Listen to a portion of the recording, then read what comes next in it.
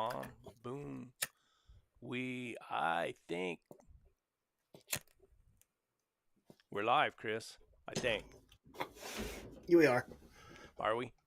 Yeah. Let me see. Oh, there's the chat. Yep. We are live. Man, it drives me crazy that on my laptop I can't leave comments, but everywhere else I can. I have no clue why it does that. I don't know. I don't know what to tell you. I don't know if there's a setting in my. Who do we got here? We got Billiam. Am I pronouncing Billiam. the earring? Billiam. That's got to be a play on words. Am I missing something here? Am I All dressed up in nowhere I to hope go. Garland's in a good mood and he don't start fussing at me tonight. Little Houndsman, I'm here, boys. Wayne Little Bisbee, Houndsman. our Little regular. Houndsman is Madison, right? Wayne Bisbee's daughter. Oh, okay, cool. Robert, Missy. Good to see Missy again. Good old Missy. All dressed up and nowhere to go. Now you are somewhere. You're here. Oh, my hat's getting dirty. Look at that. You're sweating. What's up with that? Trying. I was gonna go out do some bear hunting this morning. Am I loud? Am I good? You sound really good to me. I didn't think a man in your position had to sweat very often. I was gonna go somewhere bad with that since I'm home with my wife a lot, but I'll stay away from that one. You're working on number 10. We have not only who do we have Cody King coming on tonight? Did he send you those pictures? Yes, they're down. A lot of them are downloading right now. I was okay. Late tonight. I didn't realize there was that many of them. Gosh, tell me about it. There's a bunch of them, and I just clicked on it to download it, but I got it. I got it almost here. It was a zip file, but it's still taking a long time. Sound better than you look. Glad we are appreciative of your honesty, Mr. Barber. Troy Barber. Well, yeah. Every time I see that name, I think of Dances with Wolves. When he says, "What's your name?" He's all Dunbar. He's all Dumbear. I'm a little low in volume. I can fix that. You are a little quiet tonight. How about now? There you go. Is that better? It's probably good. Give me a thumbs up if you can hear me fine. Ask old Missy what she got yesterday. Saturday. I don't know. I sent her a little present. What'd you send her? Some signature Chris Watson coffee cups. One big one, 2 small ones, and I packed them full of soap. What a nice guy. Why didn't you send me anything? Well, I was gonna, but you was busy. You was busy last week in your covert, undisclosed location looking for the $1 million dollar. Yeah, that's what I was looking for. I didn't find it either. I hope. You never know. I just hope all these big time pioneer podcasters don't get mad at us is all I'm saying. Oh, they'll all be jealous over where I was. That's why I'm not going to say anything. No, I wouldn't. It'll be coming out on Outdoor Network and all that stuff before too long. Good to see a bear hunting video. Let me tell you about that bear hunting video. I said, I don't know. I don't drink coffee much, and I only drink it if I cowboy coffee it and boil it, let it roll for a few minutes, get that acid out of there. Volume is better. And I did drink a cup of coffee, and Cody Lynn was with me, and I had her drop me off, and I just walked, and I walked. Kind of made a loop on all the spots that I caught bear. And I come around a few mountains, and I was just full of energy. I sounded like a big fat man going up those hills, but don't we all at one point? And I ended up catching it in a unit that wasn't open and won't be open for the rest of the year. So, and I can probably tell you that there's going to be some changes to Arizona Game and Fish about bear hunting coming to a unit near you soon.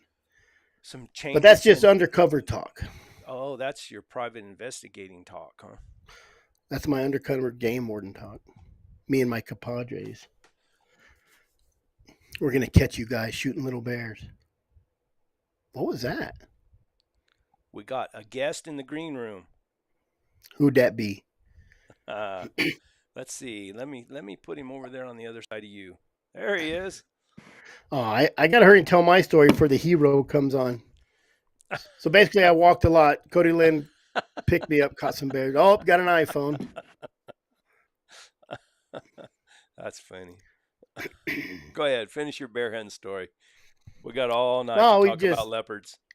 You know, I haven't been able to take my Vodka dog out, and she's older too. And Dirty's old, and I think he's getting deaf on me. Some guy said he's not deaf, but I think he's. What he'll do now is you'll feed him, and he'll just sit out there sometimes and bark. No reason. And I'll tell him to shut up, and he won't no more. As soon as he sees me, he shuts up. What's the... We just lost Cody. Wi-Fi password. Oh, he's trying to log on. Oh, yeah. So I... What's the password to the Wi-Fi? The whole world's going to hear your password, Cody. Yep. Let's see, how many? All 550 people in here. Let me beep it out. If he says it, I'll be like, beep. But it was a good day. It was cloudy. I had a deer tag over the counter. So I'd have whacked me a spike to pay back all them deer hunters that whacked the sows and little baby boys. You would actually just waste a tag on a little bitty spike? Just like that. Just like that. Yep. When I say I'm a meat hunter, I am a meat hunter. And I save my meat for a while, too. I know. Guess what I ate some 1962 elk the other day. And it was good. My wife said, "Do you see how old that meat was?" 2000. There was 2010 written on that label. And it was good. And you could tell it was written on a while ago because the rust was covering it. So that's what I did this weekend too. Yesterday, I made dove tamales, which I've never made before. That's better, Cody. All right, we're going to try it this time. So one of the things that happened in Africa is I plugged my phone in to charge it, and Africa runs off 240 instead of 10. And so I got a new phone that hasn't gone through all of this process before, so it's kind of messing me up. It's a new experience. What are y'all doing, man? Oh, just usually our first 30 minutes or so is just a lot of BS, really. We recap what we did. I caught a bear, made a video finally. It's been 3 months. Everybody gave me shit for it. Thank you, everybody. I know I'm slow. I'm a loser. Made tamales yesterday. I made bear tamales, and I'm gonna surprise everybody. It was brand new meat from 2020. Fresh meat. Some of the newest meat I've ever used. Bottled, as you say. My wife is sitting here frowning at the thought of bear meat tamales. I got to tell you. I just took my neighbor some. She's a widow. She's probably ate meat in tamales that is not as bad as bear, I would imagine. Yeah, she just don't know it. Yeah, that's right. You can put anything in a tamale. Well, so I sent my neighbor, her husband just died a little while ago, like a month or two ago. And so I text her and see how she's doing or whatever. And, hey, it's the Englishman. I hope you don't have a funny accent. I want to introduce y'all. I want y'all to know I'm here to translate. That's why I'm here. So I can translate this shit. We're going to have a hard time? We got subtitles? Hey. I'll slow down. Where are you at? Liverpool, England. Oh my gosh. And what time is it? It is 1:10 in the morning. Dedication, guys. Boys, we're bad now. We're international. Mm-hmm. That's Yep. how you know you're getting famous, So, Brett. When you yeah, got an sorry, English. Blood Origins. Sorry, Blood Origins. We got Yeah. someone else to talk funny on us now. we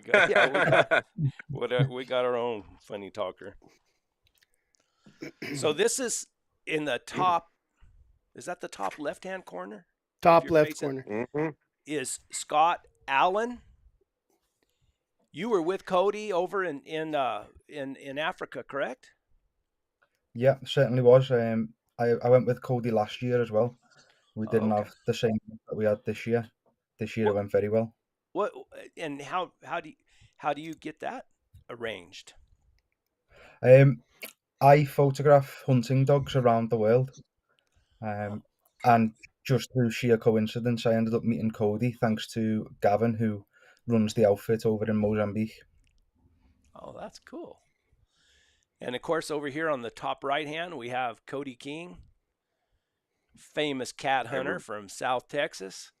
He's caught just about every cat known to man except a Canadian lynx, right? Except the lynx, man. It's on your hit list.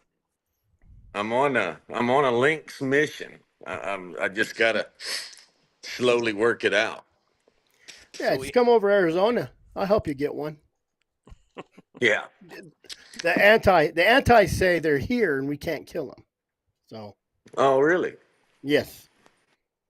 But I'm an outlaw. I'll do what I want. Well, I have to tell you guys, I met Scott in Africa last year, and we kind of became buddies, both going to Africa together for the first time, and Scott is a person who enjoys being outdoors a lot.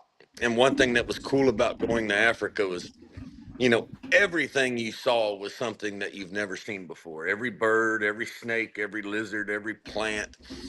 And we just had an absolute blast. And he was able to make it back this year. And we were fortunate enough to get a leopard. But Scott has traveled the world photographing hunting dogs. No kidding. And you guys have to. And I know we've talked about it in the past, but you guys are going to have to get with Scott sometime. It would take forever, but he has seen and photographed some really, really cool things, guys, and it's pretty neat. Pretty neat. Should we stick to Africa this time, or can we start picking his brain right now? Let's pick his brain because he's at 1 a.m, so we can let him go back to sleep earlier. We'll keep Cody up all night. So I got to ask him, how did hunting dogs get your interest like that? Well, initially I started off as a falconer, and I had a Brittany and then a German short-haired pointer, and then when I started shift work, it just wasn't feasible to continue with the falconry, so I moved over into what we call lurchers, but you guys would know them as staghounds. I have a lurcher right now. Yep, so I went over into lurchers, and then as time went on, I started photographing my own hunting, and then it progressed, and as the equipment improved and the quality of the images I was taking improved, I was able to then start working my way into places around the world. So I've been over to America twice after mountain lions, had no luck, unfortunately. He went with Stefan, or he didn't maybe went with Stefan, but he knows Stefan Kitchka, guys, which has been on here with me y'all before. So. Yeah. Stefan's a cool guy. Yeah, Stefan's a cool guy. And then from America, I then went over to France and Spain. Done pretty much everything there is to do in Spain with dogs. I don't think there's much left for me to do in France with dogs, in all honesty. I do a fair bit of photography in Ireland, photographing the hair coursing championships. And then, thanks to Cody willingly having me out to Africa, I've been over there now twice too. You're in England? I am. But you're not from England. I'm not Scottish and I'm not Irish. Which one were you going to say? I just figured you's a gypsy if you're not claiming both of those. No, I'm from Liverpool. Same as the Beatles. Same as Paddy the Baddy. Who? Huh. Patty the He's who? the fighter. Oh, Yep, the fighter. Yeah, Yep. Come on, So, so Brett. Neil, Brad, UFC I had man. to ask this yeah. question. I'm not up on pop culture and stuff like that. So where'd you get? So where were you born and raised? Liverpool. And this is Huh. our accent. This is our accent. We're a large port city. So over the years we've had a lot of immigrants from Ireland, a lot of people Gotcha. coming down from Scotland, and our accent's just a culmination of all of them. So it's like be like a Texan going over to California, I guess, and living. So, do you have a book? Are you compiling all these pictures so you can put them into a book? Yeah, ultimately that's what I'm working on. Long term is a book just showcasing hunting dogs around the world in one place. I figured that America has a lot of hunting dog books regarding American dogs, and England has a lot of hunting dog books regarding English dogs, and the same for France, the same for Australia, the same for Spain. But there's nowhere really that shows hunting dogs all around the world in one place, in photography format as well. I'm sure you're familiar with that one. I think I have that one on my shelf. In fact, I do. I've got that one on my shelf. That's why I have a lurcher right now. There you go. So I read those stories about lurchers, and of course, I had staghounds, but I mean, ideally, we called a lurcher was a cross between a speed dog or a greyhound and a working cow dog of some sort. Mm-hmm. Put a big brain in them, and some other qualities, I'm sure. So I got a guy from, Sean O'Neill. He's from, where's he from? Do you know him? I'm sure you've heard of him. I don't, But unfortunately. he's from on the other side of the ocean too, but he's here in Idaho now, and he got me one. So he's just a little pup now, but that's cool. That's really cool. Well, you'll have fun. It's my preferential breed of dog would be a running dog rather than a scent dog. Yeah, well, if you're in the right country or right area, they can sure be a lot of fun. And I mean, I ran coyotes here for years and years with staghounds, and unlike in the Panhandle and in different places where you have miles and miles of open country, so they can become sighted and you have enough room to go get one caught. I had to figure out ways to utilize them in this country, and so I used a Fox Pro and called coyotes in, and then I went out on the pivots and I spotlighted at night, and that was a big. I guess y'all would call, what do y'all call it? Lamping. Lamping. There you go. Yeah, and I'd go out there, and I mean, I was in between wives, and I didn't have a lot to do at that time, so. Yeah. Hey, just don't bring up cookies and biscuits and all that stuff, man. He eats freaking biscuits with his milk too. Yeah. And chips and fries and crisps and all that stuff. Chips. But it was, and I owe a lot of gratitude to Scott, because one of the other things that Scott got to do for a couple of weeks twice in Africa now is hang out with my 72-year-old hard-headed father, and having the quality of photographer on site to document what is once in a lifetime trip with my father was a blessing, man. A blessing. Oh yeah, absolutely.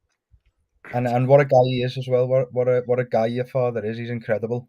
Uncle Tommy. Uncle Tommy. That's what they all called him over there in Africa, Uncle Tommy.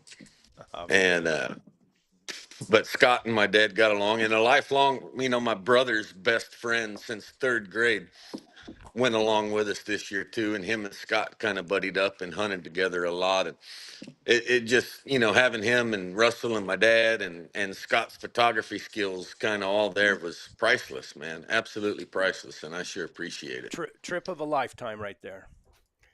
Yeah, it was cool. Especially for me, I never at one stage in my life figured that at some point I would be hunting leopards with dogs. So it was definitely a trip of a lifetime for me too. So I'm very grateful also. I bet. So how old were you when you got into all this? Do you grow up with it? I started with falconry when I was about 13, and then I moved into the lurchers and the dogs when I was 17, Hmm. and then I've continued with it then up until now. I'm 30 now. So has your whole family been doing it, or did you start it, or where did it start in your family? My dad done it years ago, but well before I started, he'd long gave up. I just started out to the blue, really. Now, one thing that Scott's area where he lives, and a lot of the houndsmen that he's dealt with have kind of reached a conclusion to their long time battle that in many ways we're just starting here in the States, and that's the battle with the antis and the making hound hunting illegal. So everything that we're going through now, Scott and many of the people that he's dealt with and photographed over the years are battles that they had years ago. And I think that there's a conversation just in that sometime and Yeah, discussing maybe some lessons learned, because they've lost their rights to run Exactly. hounds in England. yeah. I Like, mean, I think that book, matter of fact, that we held up, that talks about the guys who didn't obey the laws after the laws were passed. I mean, I think that's what the rogues were, is they figured out a way to cheat it, which I'm sure if they start passing those laws around here, it'll be the same. it's the way yeah. 90% of it is now, I would say. It's just the way it is. Overnight, men who were passionate about hunting dogs became criminals, and you don't change what's in it. The man likes what he likes, and he's going to continue to do what he likes. So does that, when they say outlaw, I mean, can you do it on private property and not? I don't know if you guys got public lands like we do over here. All I can legally hunt in the UK with a dog is rats and rabbits, and Oh. that's limited. We've just got a new government in the last month, and part of their manifesto is to completely outlaw all hunting with dogs. What's their reason for it? What are they saying? It gets Unfair votes. chase? It gets votes with a majority urban society now. So a lot of people in the cities who don't understand why or what it is that goes on, it gets votes from them. If they say we're going to ban hunting with dogs, they think, oh, it's cruel. They don't understand it. They'll vote that way. It's a Yeah. barbaric practice. That's what they say. Oh, that And what's one thing that's ironic about that is anybody thinks of the history of hound hunting and you think of the Englishman riding that pretty saddle on that jumping horse with all of his running dogs chasing a fox. Those You fox know, hounds, yeah. yeah, I mean, anybody who thinks of the history of hound hunting, that's kind of one of the first images that pops to your mind. And to think that that's now illegal where that started is pretty sad. should we Yeah. talk about what we talked about there, Cody? About the what do you call it? The houndsman, the I minority. I I don't know. I don't Or should know. should we research that I a little don't. more? Yeah, that's kind of up to Scott. But I don't know. I was talking to Chris earlier about ethnic minorities, and I don't know if that's something you would want to have out or not. I wouldn't shy away from it. It doesn't Whatever. I scare me. mean, you know, if Well, then I got everybody wondering now, but it's jump really in, yeah. just let us know what. As long as it's In you're the not really hopes kind of of a cool everyone thing. not thinking we're racist, you're going to have to go ahead and tell them now, as Scott. long as Yeah, long as it's not anything bad about red-headed gringos, yeah. No, so what I'm currently a part of is a um, organization, I suppose you would call us, named Hunting Kind, and we are currently going down the route and lobbying to be recognised as an ethnic minority, which by definition, I would have to Google the definition, But as hunters from England who all have a shared belief in managing the countryside and in the use of dogs, we do by default class as a ethnic minority. And I think the ultimate goal would be that if we are recognised as an ethnic minority, any equality laws would surpass any hunting laws that ban us from carrying out our rights. Because of your So it's kind of status as a minority. So it's basically Yeah. saying you're grandfathered in. Would that kind of explain it? Like, kind of like indigenous people being able to hunt whales or still. smoke peyote, Yeah, closer to what Cody said. or their Like you've got culture. the English people up north, able to hunt whales and things like that. That'd be sort of the same lines that they'd be trying to go down. I mean, if you think about it, it makes sense. We've been running dogs. You know, even Elizabeth has brought it up. Been doing it for 1,000 years. Well, I don't know whether I said it to Cody or to Russell, but I think if in, let's say, 500 years, we can affect the dog's DNA to the point where you can put a pheasant feather in front of a 9-week-old pointer puppy and that pointer will point, how can we not expect our own DNA to have changed in that thousands and thousands and thousands of years that we've been hunting with dogs? There's That's- I absolutely really something to it. I really liked that theory. I really did. And you guys are doing it. And I think in America, we need to get ahead of it. Yeah, that's one of the things that shocks me on my travels is that I went to Spain, they're fighting a fight against the Antilles. I went to France, they're fighting a fight against the Antilles. I went to America, they're fighting a fight against the Antilles. Here in the UK, we're fighting a fight against the Antilles. But no one's talking to each other and saying, what have you done in this regard? What have you done in that regard? Everyone's just fighting their own battle instead of being a conjoined force. So maybe instead of just here in the United States, a national houndsman association, there needs to be an international houndsman association. There needs to be an ethnic minority houndsman association. Yeah. And that has to do with the technical definition of ethnic minority. I mean, I think that if you look up the Webster's definition of ethnical minority, say that 3 times fast. Yeah, I think that's kind of their claim is it's something that we could qualify as a group that has different national or cultural traditions from the main population, which puts it dead center on a houndsman. Yeah, so by the I'm an ethnic minority.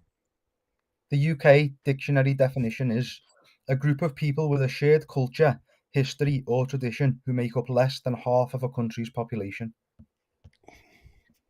And that's exactly what we would be.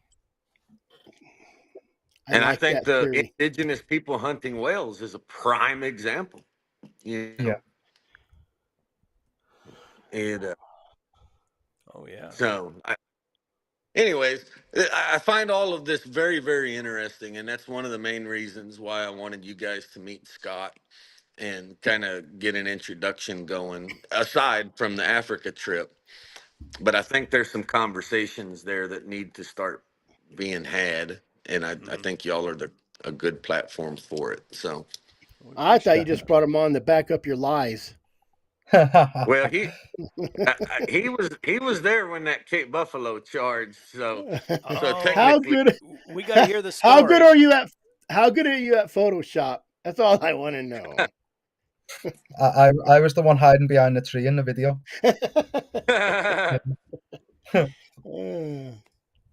He also filmed or videoed the treeing of the leopard, and as y'all know all too well, in the heat of the moment when things are going down, getting footage is not always the top concern, but Scott can do some pretty amazing things with a camera, and it's amazing how much better the pictures are. When you're so used to just iPhone camera pics, and then you get one from Scott, and if you look at that one picture of me holding the leopard, I've got several pictures of that taken on an iPhone, but the one Scott took, there it is. There's half of it. Oh, let me see if I can get it shrunk down here. I don't know why it makes it We so never big. said we were like Well, how did technology it do that? smart. No, especially me. Jeez, Can you move it Louise. down? Trying to. There we go. Wow, what a picture. Yeah, I mean the difference between the two is just unbelievable. I don't know why it's doing that. Yeah, I mean, here we go. Maybe this one will work. I don't. When I put it on here, it gets real big for some reason. The same, unfortunately. There Oh, you go. Oh no, Well, there's Cody. there you go. Now move. There we. Is that better, Now we're guys? Don't worry about his 6 or 7 fingers either.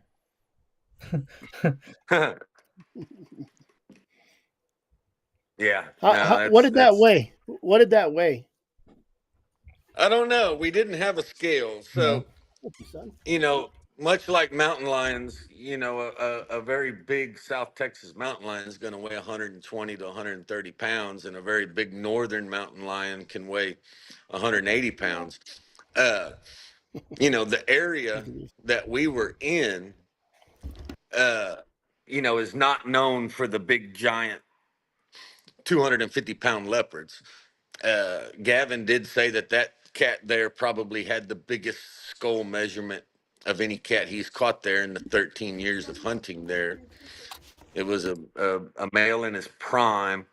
I would guess that it weighed somewhere between 140 and 150 pounds. I don't know if Scott wants to throw his guess in there or not, but I mean, comparing it to fish, I would say that's about right. Yeah. I know it's got some bit. Do you see the teeth in that picture right there? Look at the size of those teeth. Oh, I don't know. Y'all can't see that. I'll figure this out, guys. Be patient with me. That's all right. You see the size of those? I guess those are teeth right there. My God. Yeah. In the mouth, yeah. Wow. Yeah, no, he was a big cat. Well, how long were you guys there? Just shy of 2 weeks. What did we catch the leopard on? The 9th day, Scott? 11th day. 11th day. Yeah, because we found tracks on day 1 and 2, and then we had nothing for 8 days. Were you getting a little discouraged again? Like, yeah, a little bit. Yeah. Cody's hunted So the lions first before in the dirt, so he doesn't get too discouraged. What? Yeah, Take us through a day. Take us through a day. How did your days go? How did you hunt?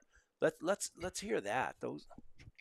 Yeah, tell us peasants how it is to hunt like a king. Yeah. So every morning we're up and ready to leave at 4:00, and that river bottom. If you look at the picture of me holding that cat, if you could put that back up, Brett. The one of me holding it. And if you look through there, there's probably other pictures from the river bottom. But if you look in the background of me holding that cat, that is a dry river bottom. That is sand, sugar sand, beach sand. Every morning we dispatched 10 trackers in 10 different directions to cover 5 different sections of that river. And about daylight, we would start getting the reports back from the trackers on who found what, and one guy would have, Domingo found a female track at Bridge 3, and Baptista found a male track at Bridge 2. And about daylight, we would configure in on where they found that track. We would then follow it as far as we could by sight. And then once we reached the area where we couldn't track it by sight anymore, we would turn the dogs loose. Were the dogs just hitting the end of the lead? I mean, were they really wanting to go? They No, I Yeah, wouldn't say so. I mean, not on the trek. No, I mean that like they they weren't smelling the trail and wanting to go. oh But what I said, yeah, to the fact that like anyone, Gavin has a couple of older dogs that he could trust, and then he had a couple of younger dogs that he couldn't trust. And so he kept those on leads. And because the other dogs were loose running around, those dogs were, constantly barking and hitting the lead, wanting to go. But yeah, when we were looking by sight, they couldn't smell the leopard at all. so uh, so you caught the leopard like on the ninth or 10th day, you said. How many days did you find tracks? Day one and day two, right, Scott? Yeah, and after that it was all old. And on day Yeah. one and day two, did you get a chance to turn the dogs loose? Yeah, but we were too slow on them, I think. Scent had burnt up, and the tsetse flies are a massive pain in the proverbial. Now, what So you're going to translate for me? Somebody translate for me. What do you say? I'm going to translate. I'm going to tell you. I'm going to tell you some cool stuff right here, guys. It's a small world. So in Mozambique, Africa, they have a fly called a tsetse fly, right? And it bites the dog and kills the dog. No kidding. And it carries a trypanosome brucei. And a chagas bug carries a trypanosome cruzi. So it's a cousin of the chagas bug disease, but it's like on steroids. It's way worse than the Chagas bug disease. So leave it to Cody King to go all the way to freaking Africa and then have to deal with the cousin of the Chagas bug disease. Man. And so, when it's cool in the morning, the flies aren't out. They're not biting the dogs. And as the sun would come up and it would warm up, they would come out. They would start biting the dogs, and we would have to call the hunt. By 8 a.m. Yeah. Oh wow. Yeah. So, Yeah. I mean, so the dogs. You had dogs get bit while you were there. Yeah. Can I Yeah. try and share the screen and show some images? Is that possible? Do what now? Can I try share the screen and show some images? Yeah, if you can do it. I don't Oh know. yeah, Is probably that better than working? what we'll do. Yeah, I got all your files here. I just don't. Man, there is a ton of them.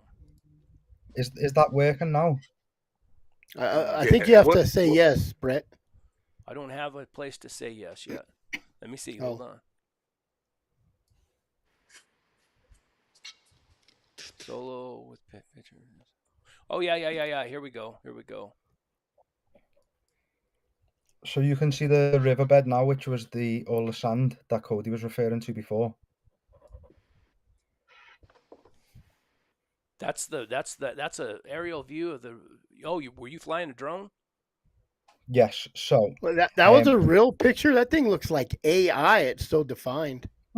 That's so crazy. to deal with the tsetse bugs, the guys would have to basically just fan the dogs with fronds from various trees. So the guys would just be swatting away the tsetses pretty much all afternoon until the dogs go back into their cage in the back of the car. How big Yeah. are You those see, bugs? they're like a big horse fly. Oh, okay. So you can see them. Yeah. So y'all hunted Oh, more I can than leopards over there. I see. Yes, we we did. certainly did, yeah. We got We after it, yeah. But leopards was all you hunted with the dogs. Correct. Yes. See that bush that guy's holding, Brett? Yeah. Them guys are constantly nonstop hitting those dogs with those tree limbs to keep the flies off of them. Man, if I picked up a stick like that and swung into my dog's head, I'll go hide somewhere. Huh. That's a shame, though. That's did Yeah. I mean, do they So lose dogs often? I mean, is it something that's constant or? I mean, they kept the dogs in a Hey, let's look at kennel that that dog right there. That what? That's a lurcher. Yeah, it's a Boer Windhond, which is a South African greyhound, and I do think it's got a bit of collie blood in there, so I would class it as a lurcher. What purpose did that dog serve? Basically, if the cat trees then comes down, then trees then comes down, there's a dog with speed to make it tree a bit quicker. He'll be running it by sight to make it run up another tree. Yeah. He also had a dogo. He had that lurcher and a dogo. Those two dogs were kind of purposed for if the cat caught on the ground to put some pressure on him and get him up a tree. I have a little experience of lurcher type dogs catching a lion on the ground. I know. I was going to mention that earlier. There's the dogo. Rough looking customer right there. What was his name, Scott? Obelix. Obelix. Yeah, that's Obelix the dogo. That's a bad looking dude.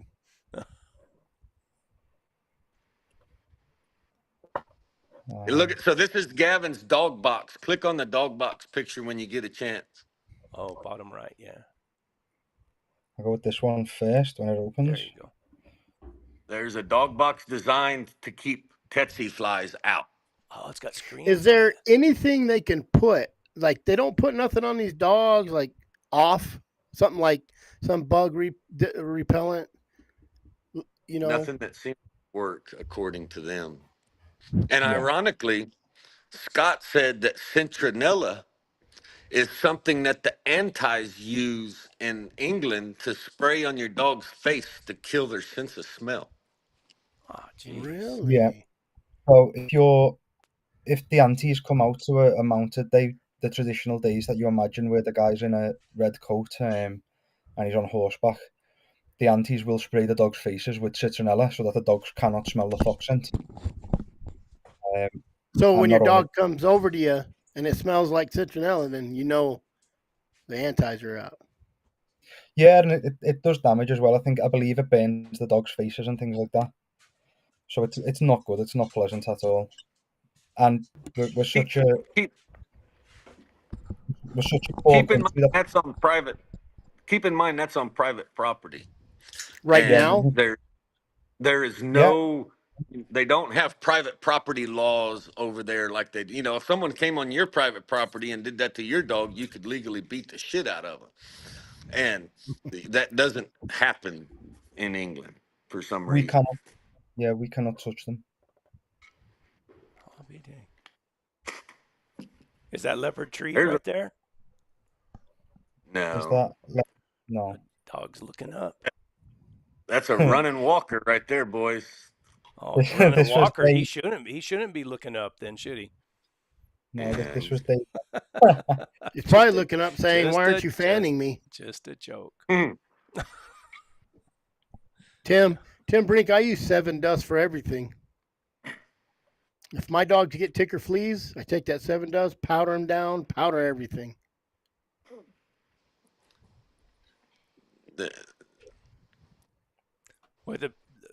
Pull up that picture where they're all walking in the sand up there. That's a cool looking picture.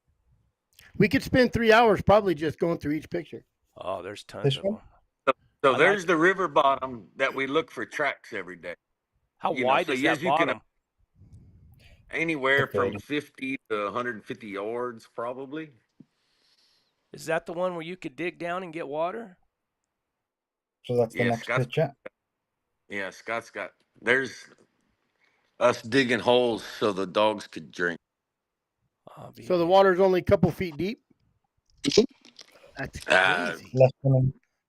Less than an elbow deep. If Arizona was like that, I'd be happy. You could dig down 1,000 feet and maybe hit water. And keep in mind, that's all their drinking water. I mean, some of those guys dug holes like that so they could drink water, and they would bottle that water.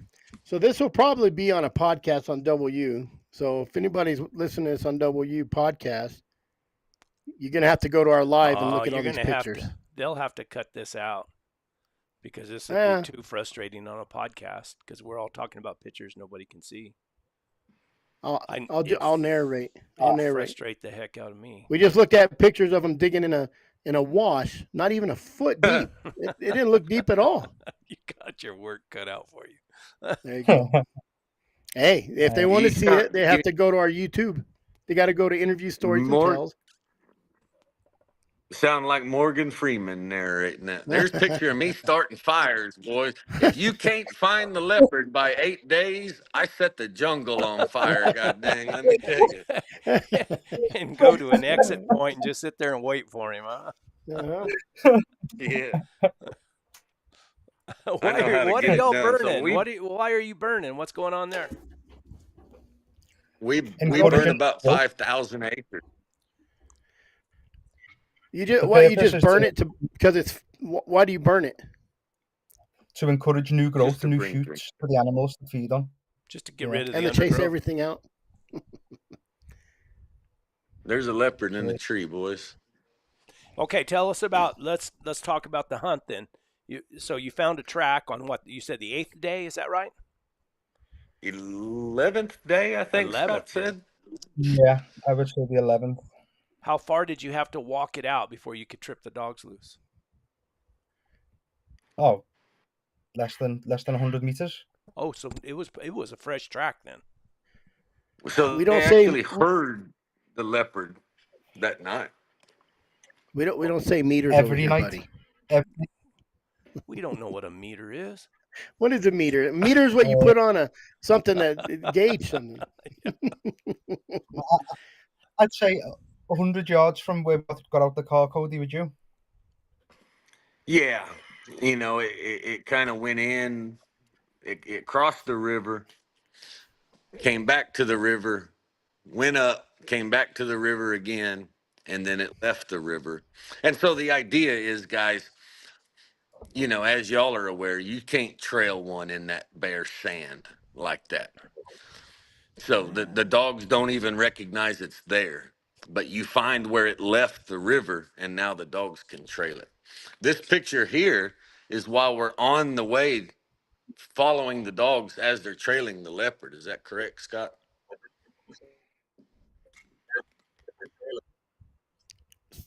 Yeah, that's that same morning. Yeah. Yeah. What in that mist is that? What is that? That's fog. There's fog. Oh, okay. So it wasn't the fire you guys started to chase the leopard? So once you got out of the river bottom and you got into that with a lot of that underbrush, you had that fog. The trailing conditions were probably pretty decent. Yeah. They once they reached a certain point, they moved it fast. Scott, Tim wants to know how many pictures you took on that trip. Jeez, got to be thousands. Probably beforehand.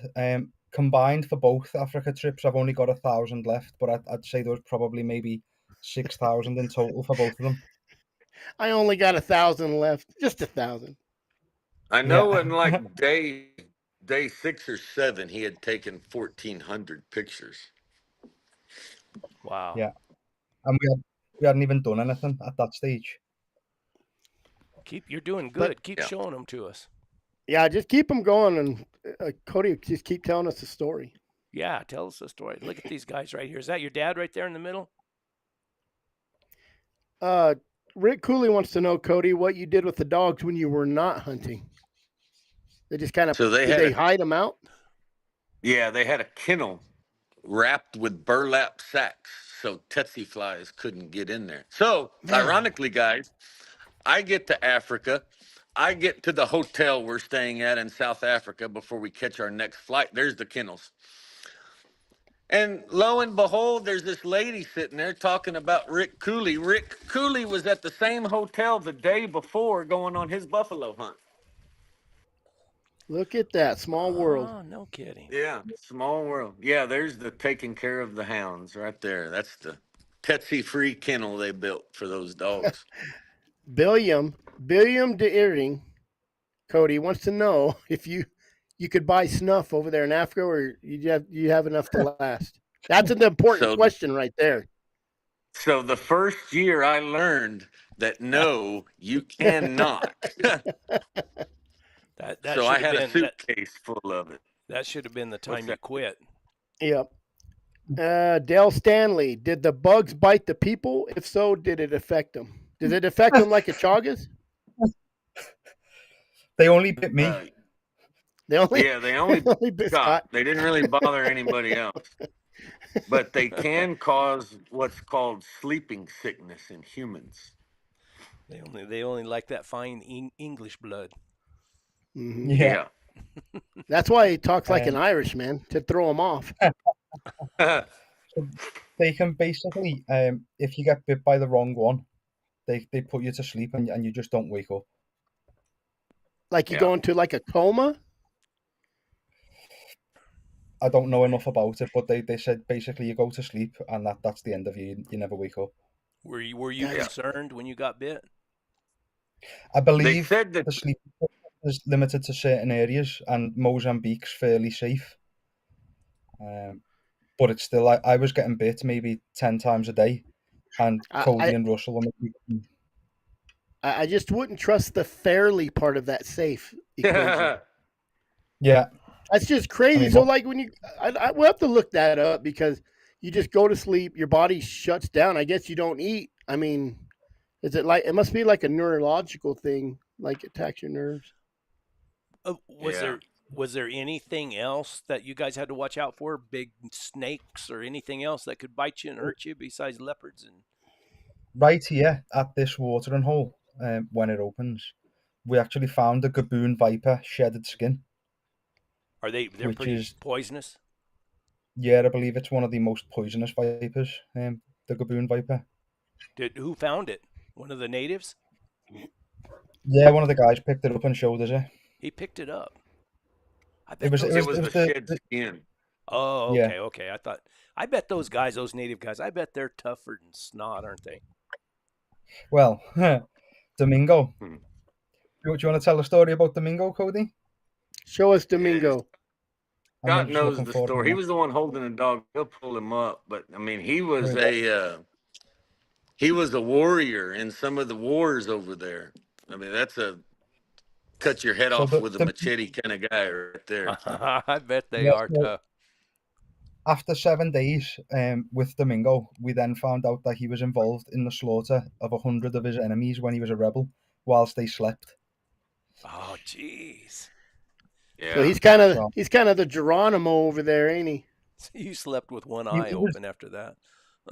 he was brilliant, wasn't he, Cody? He was brilliant. Yeah. No, he was kind of the head native over there. Uh, And yeah, he was a top hand for sure. When you say he was brilliant and a top hand, what do you mean? What did he do that was so amazing? You Killed could tell that 150 people in their sleep. Oh heck, I got a friend down the so road I There's think did that. there's a fine gentleman for you there. You know, wearing a when you need a sport coat. coat, you take whatever coat you can find. Yeah, Well, what was the weather like while y'all were there? Winter, beautiful. summer, lovely. Highs, lows, what was the temperatures? I mean, cold enough. I mean, Scott was wearing shorts the whole time, but that's kind of an English thing. Hey, pull No up wonder that he got track. bit up. Pull up that track. But it was cold in the morning. I would say in the mid 50s. And then it would heat up to the 80s, low 80s probably. Yeah. Speaking of Benny, where is Benny? I know. How come we're So missing Benny? here's a funny story for you guys. See this track right here? Yeah. This is a male leopard that we hunted for 10 days. And the 11th day, we found a track and we caught it. And we caught the leopard and I shot it and we got it down and we noticed that the leopard was missing two of its toes. And then we went back and looked at the other tracks. And that's when we learned that the leopard we killed was not the leopard we had been hunting for 8 days. Wow. Do they trap over there? Yeah, he had been caught in a trap. See his toes missing in that track? Yeah. I'll be damned. Yeah. And we have pictures of his toes somewhere. There you go. I wonder what happened. So, Cody, are They call them. Go ahead. Are you allowed to keep the? I mean, did you bring the hide back? Do you get to keep that? Yes, it will Good. come home. Yeah. Good. We didn't bring it home, but Do they eat the leopard over there? Yeah. yeah, those guys ate baboon. They ate everything. Yeah, I imagine. And What? you have to understand. So,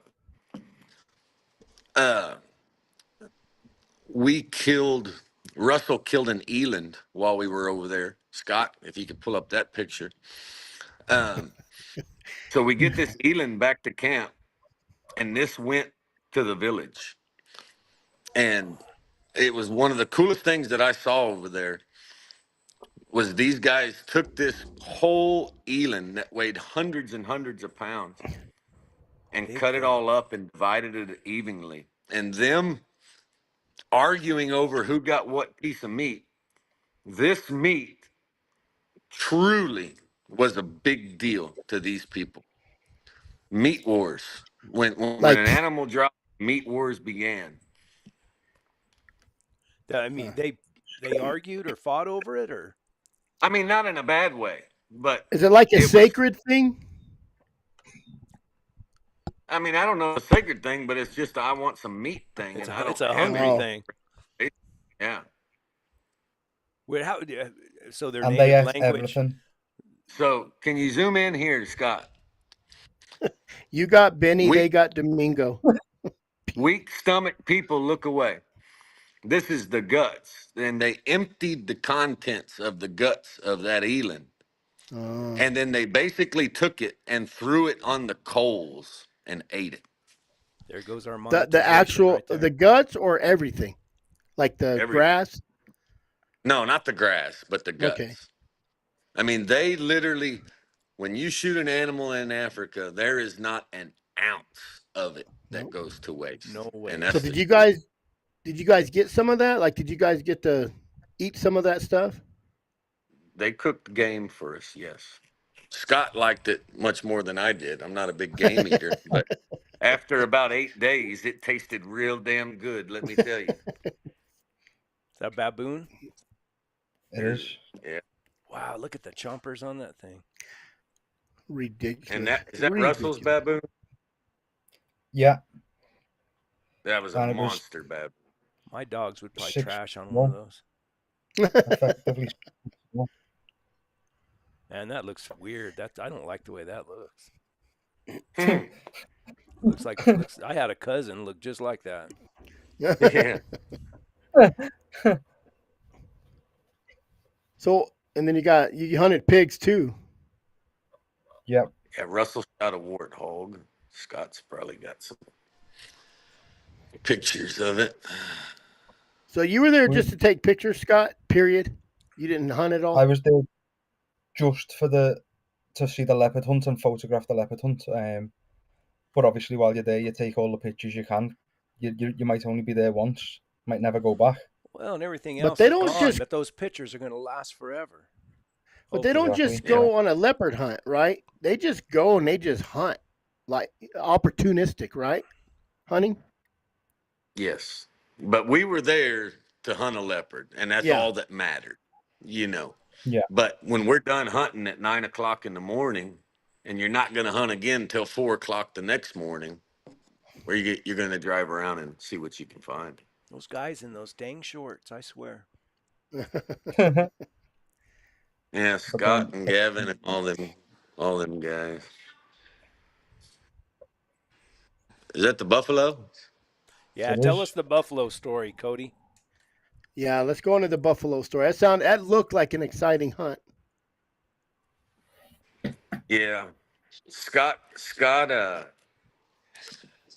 and I think Scott can attest to this. So we trailed this buffalo for a ways, and then we spooked it. So while we were looking for leopard tracks, one of the trackers said, "Hey, we found a lone buffalo." So when we're done leopard hunting, we go look for this buffalo. We trailed it a little ways and actually spooked it, and then we trailed it a long ways after. Scott, I don't know how far it was, but miles. You know, it was a long ways. Yeah, 3 miles maybe. Yeah, but I love to hear Scott's perspective on this because I don't think we've talked about it after the fact. But so we're in this thick brush, and all I can see is his shoulder. And I shoot him. The first bullet did its job. It would have killed it. But he ran probably 20 yards and stopped. And then I heard one of the most eerie sounds that I've ever heard. And that was the moment that Cape Buffalo started charging us. And you could hear him coming, but you couldn't see him in the thick brush. Yeah. And that was something else, man. I've never had a feeling like that hunting. I mean, you know that there's a 1,200-pound animal charging to come kill you, and you can't see it. All you can do is hear it coming, and that was spooky. Yeah. And you shot that with a 375, right? Yes. Yeah. That rifle wasn't big enough at the time, was it? No, it wasn't. And but yeah, that buffalo was a cool experience, man. Me and Scott shared something there that was as wild could be right there. Look at that old scarred up bastard. He was coming to battle, man. So how long did it take them? Go ahead. The video really is pretty incredible because the buffalo just swallows 9 rounds, 9 375 and 4 16 rounds, and it doesn't slow it down. It just keeps coming, and it seems to be coming for me. It doesn't seem to be coming for anyone else. Like them flies. It just seems to be after me. But yeah, it was an adrenaline rush, that's for sure. The bugs, the buffaloes, they want that camera, man. Yeah. And they took that sucker back and ate all of it too, I bet, huh? How long did it take them to butcher that out? They were supposed to give it all to the dogs. We'd fed the village with the eland, we'd fed them with baboon, and we'd fed them with reedbuck. We needed dog food for 2 months. And that was the agreement, that the buffalo, with it being an old animal, that was going to be dog food. All the meat that you can see there hanging up is apparently all the meat that came off that buffalo. Yeah, zoom in on that. Looks like I got more meat off a whitetail. Yeah, so the natives, meat wars, once again, Gavin's sitting there arguing with these guys, hey, I need meat for my dogs because I'm going to be here for 2 months. And then somehow all the meat just kind of disappeared. Every night, a little bit of meat would disappear. I was going to say, I don't think I'd argue with that guy with the machete. Exactly. Domingo. All the meat he wants, buddy. Help yourself, buddy. How many people were hunting with you during the day? Because every time we see a picture, there's 5, 6, 7 guys. 10 trackers, and they had 10 anti-poaching team members. So in total, they had a staff of 20 natives.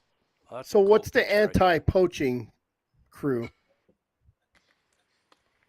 I'll let Scott explain the experience where we were last year compared to the experience we were this year, all because last year there was no anti-poaching crew, and this year there was a 10-man anti-poaching crew.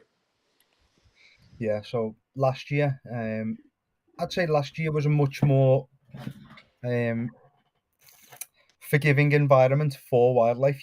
I'd have expected to have seen more wildlife last year where we were, but because there was no poaching team, I think we might have saw 1 troop of baboons in 2 weeks, and that's all we seen.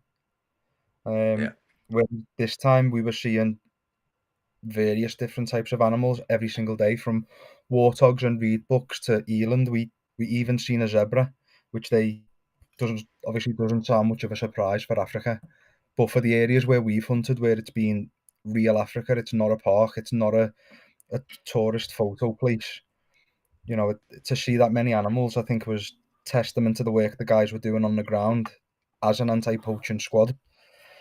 So yeah, it was definitely paying off the work that they were doing. Well, first of all, it's called the zebra in the United States. Second of all, so is that are they like game wardens, sort of? Yeah.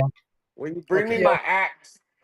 And there, Oh, I would say and there's 10 of them that are with you the whole time? I mean, they're they not weren't with us the whole time. because they're off looking for tracks. so are they there might to be, find poachers?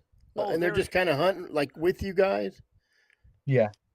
Oh, So they're not anti-hunting. They're just there to make sure you So- don't shoot the wrong stuff. Oh, yeah. No. So they're not chasing us poachers. They're chasing other native African people from poaching. Oh, And they kill everything. I thought they might have heard But- about you and give you an escort. If they only knew, let me tell you. they didn't want no canned leopard hunts over there. Is what it was. Yeah. Don't look much different when the skin's off of it, does it? No. How big is that post? Because that post makes that look like a little kitty cat head. It's a 12 by 12 post. Probably. Those fangs, man, them teeth. Yeah. It does Look have at some those. teeth, man alive. How long were those teeth? 2 inches, 3 inches? They're pretty big. I would say I- 2, maybe. And a They tom weren't as big. They weren't as big as the baboon. and a tom is like just like a tom lion has that ridge down the middle of its head. Yeah.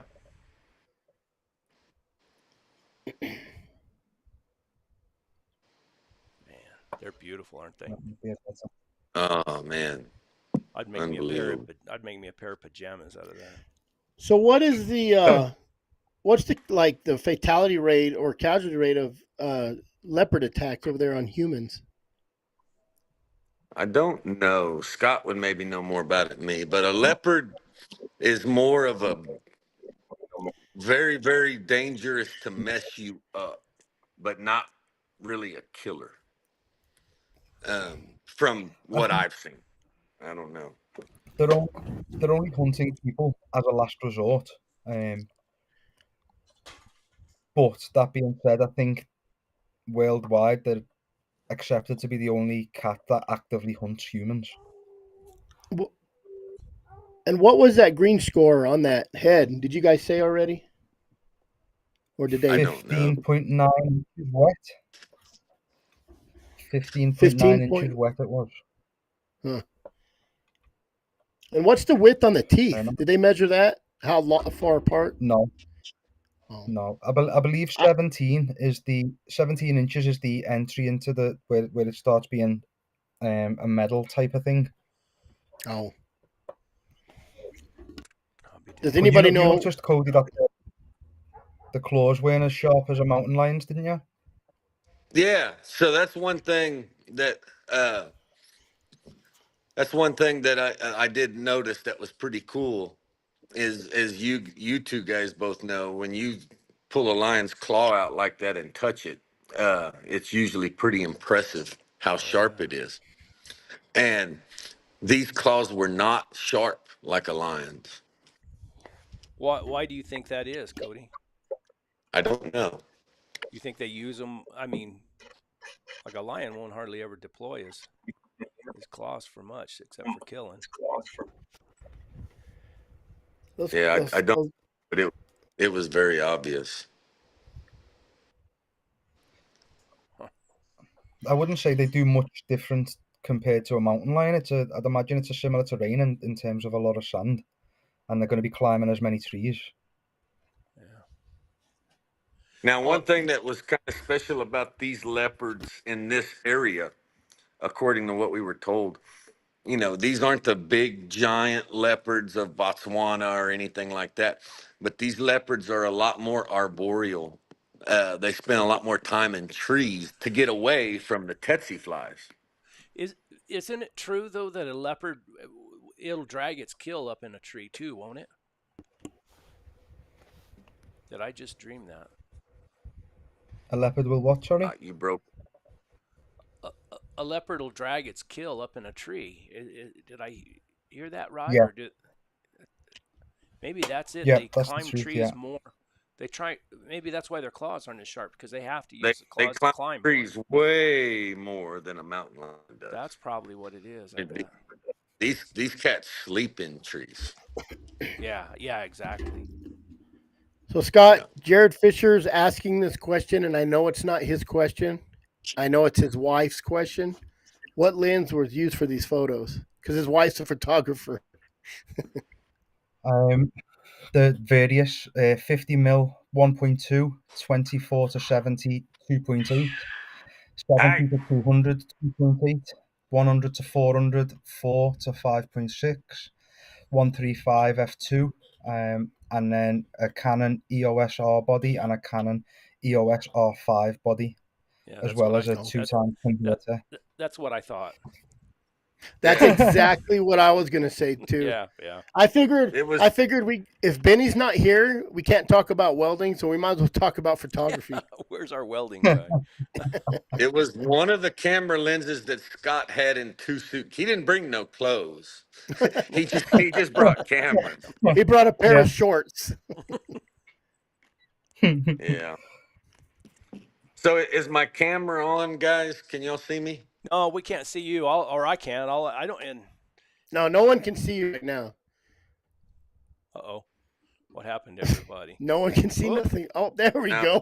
we're- Now it's just So- us. Oh, Just we our lost show. Cat Allen. I gotta show off my let me figure out my camera here. My African axe that I imported, that I smuggled in my luggage. What kind of tree limb was this called, Scott? Hold on, I don't have him on here yet. There he is. There we go.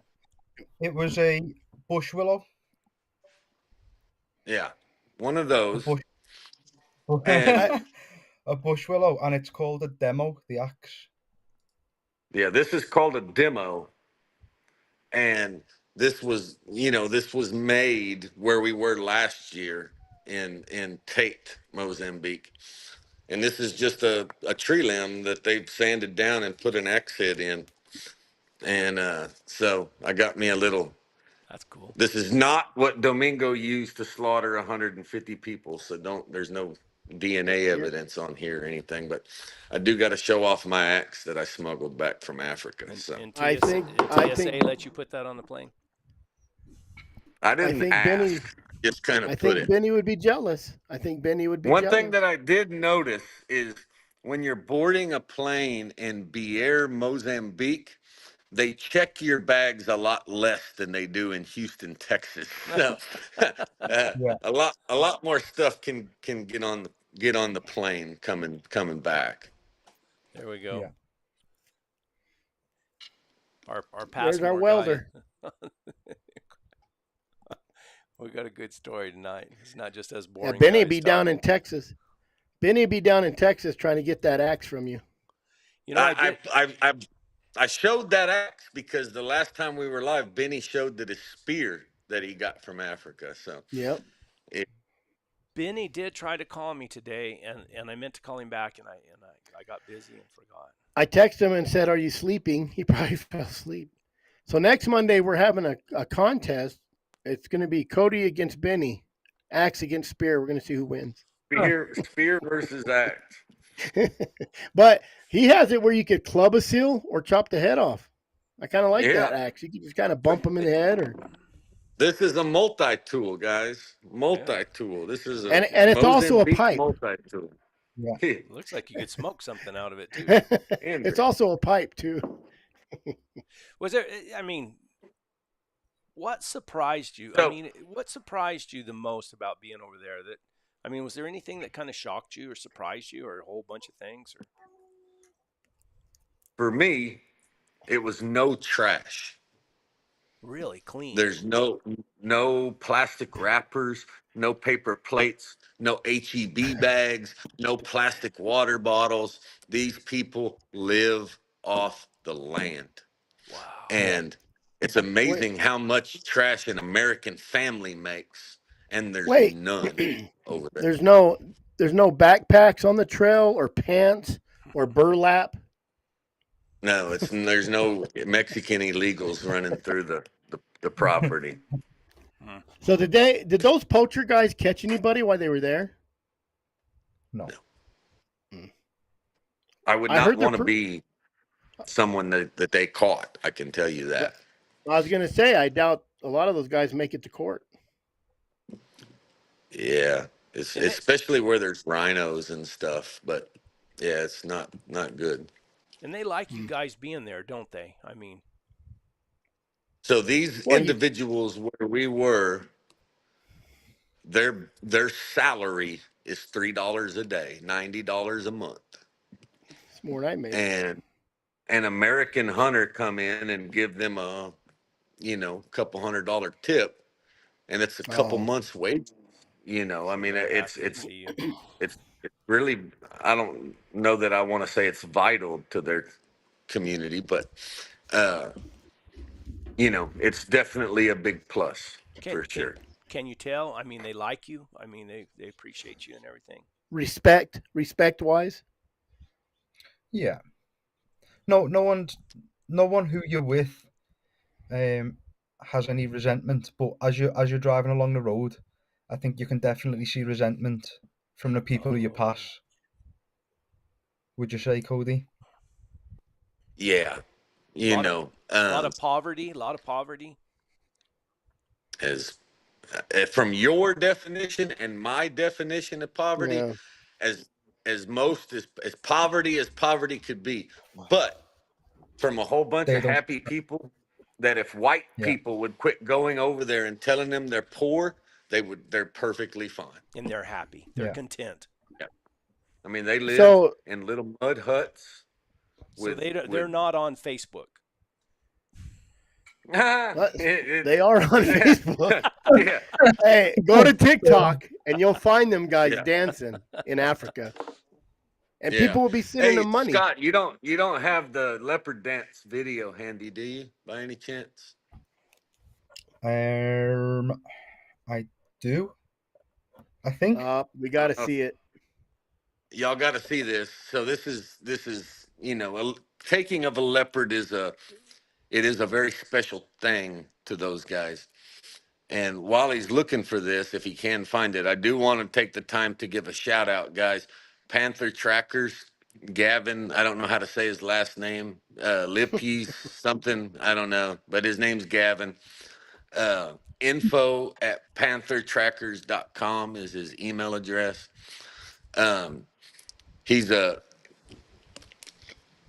If there's any of you guys out there, one thing that Gavin is very good at is, there's a lot of people that can't afford to go on a leopard hunt. And up until 2 years ago, I was one of them. And instead of, and then when I made a little money, instead of saving it like a responsible person, I blew it all on a leopard hunt. Oh, you're a houndsman. What do you expect? Yeah. That's exactly right. Hey, there's Benny. But Gavin has a wonderful program. I think it costs $5,000, and a houndsman can pay $5,000 to go to Africa and be a member of Gavin's team on a leopard hunt. And the fact of the matter is, guys, there's no skill in shooting a leopard in a tree. Once that leopard's in a tree, you could shoot it, Chris could shoot it, I could shoot it. I did not accomplish any special task by shooting that leopard. Well, you should have took that axe and climbed up in the tree and hit him. Then that was... Yeah. I didn't have the axe with me. Knocked him in the head. Yeah. Can I but I do want to give a shout out to everybody for that opportunity. You know, you That's can great. save. It's not something that has to be done. You know, and at the same time, uh, you know, Gavin treated me very fairly, and uh, you know, last year he gave me a very good deal. And but whether you want to go on a leopard hunt and harvest a leopard hunt so that you can bring it back, or you want to go for the Houndsman experience, which is really all I wanted anyways. Gavin just didn't tell me about the $5,000 deal till I'd already booked my hunt. Um, it's really it's a really cool deal, and I really recommend it to anybody out there that wants to go on a once in a lifetime experience, How because it is. how So expensive is it to can I get? just Oh, go ahead. Go ahead, hang Scott. on, can I just piggyback onto what Cody's just said? It's not it's not 5,000 to go and be a part of a leopard hunt. It's 5,000 to go and be a part of his team for a month. So you'd be the kennelman for a month, and if he does 5 hunting trips in that period, you're with him for 5 hunting trips in that period. You're not just paying 5,000 to go over for one hunt. You're paying 5,000 to You're be the there. part of the full.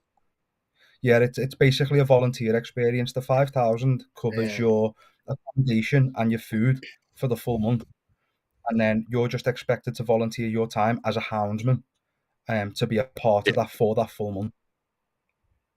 yeah. Well, how about getting over there? Is it pretty expensive to get over there? Round trip. No, I mean, 2,000 bucks, twenty Oh, that's five not hundred bad. bucks. Yeah, Yeah, And your I meals and think I think everything are provided for you? yeah. yeah, Yeah, you get to eat You're part of leopard. the team. You're part of the Mm. team. I mean, you basically you're covering your cost of food, and you get to go be a, you know, for all intents and purposes, a guide with Gavin. Now you're not a legal guide, a PH, but you're part of the crew. You're helping, whether, you know, look for tracks. You're helping take care of the dogs. You're a team member. Well, Scott, I mean, were you a team member? How did you get to go along? Did you have to pony up some money? yeah. I paid for my expenses. I was invited over just to photograph it, and luckily for me, I spent most of my time then following Cody or following Russell on the hunt, because although I was there for the leopard hunt, it's a bit pointless if you've got a photographer sitting at the kennels whilst Cody's off hunting buffalo and Yeah, Russell's off hunting reed buck. So I got to go with them and hunt, and I photographed their experiences. And what, 3-4 days after we got home, they had their images on that folder which you've got. So cool, it works out. It works out for everyone. good.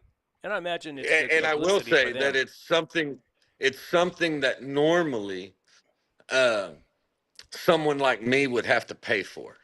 You know, you Yeah, hire a photographer to go on your hunt with you, Oh yeah, and I got lucky in the fact that Scott, you know, it's part of his book, and you know, and we became friends, and you know, I really appreciate it.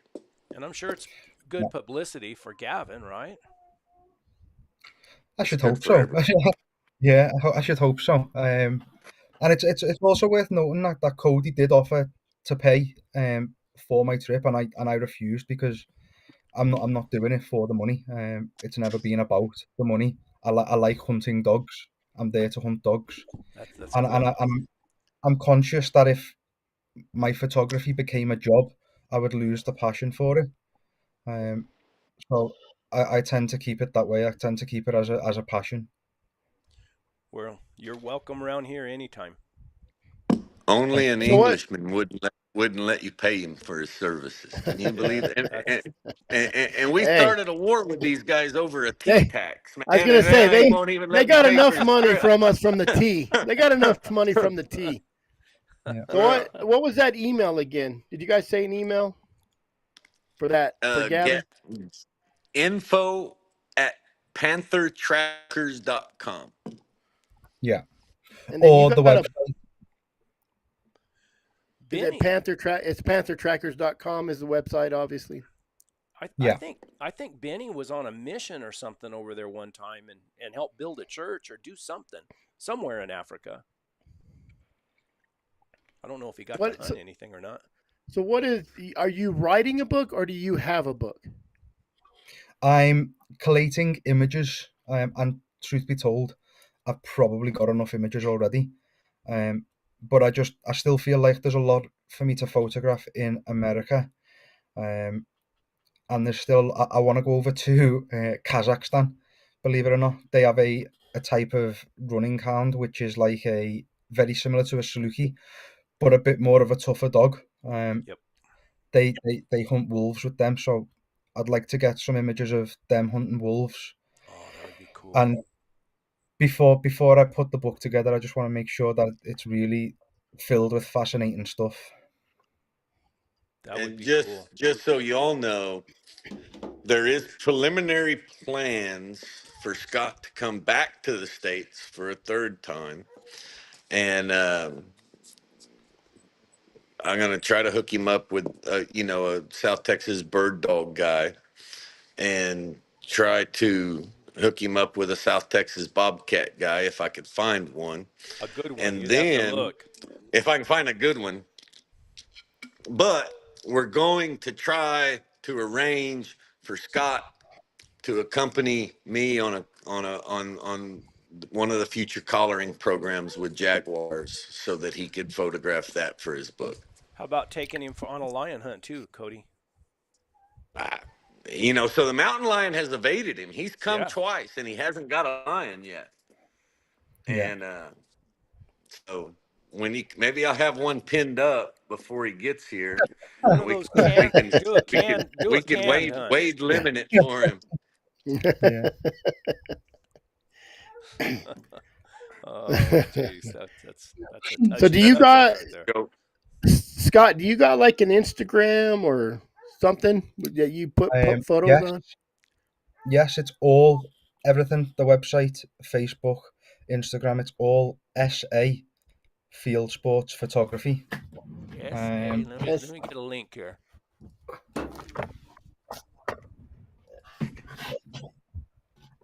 It's probably easier if I just hold a business card up to the screen so that no one has to. Yeah, people can screenshot it. Here, I'll pull it up here. SA Field Sports Photography.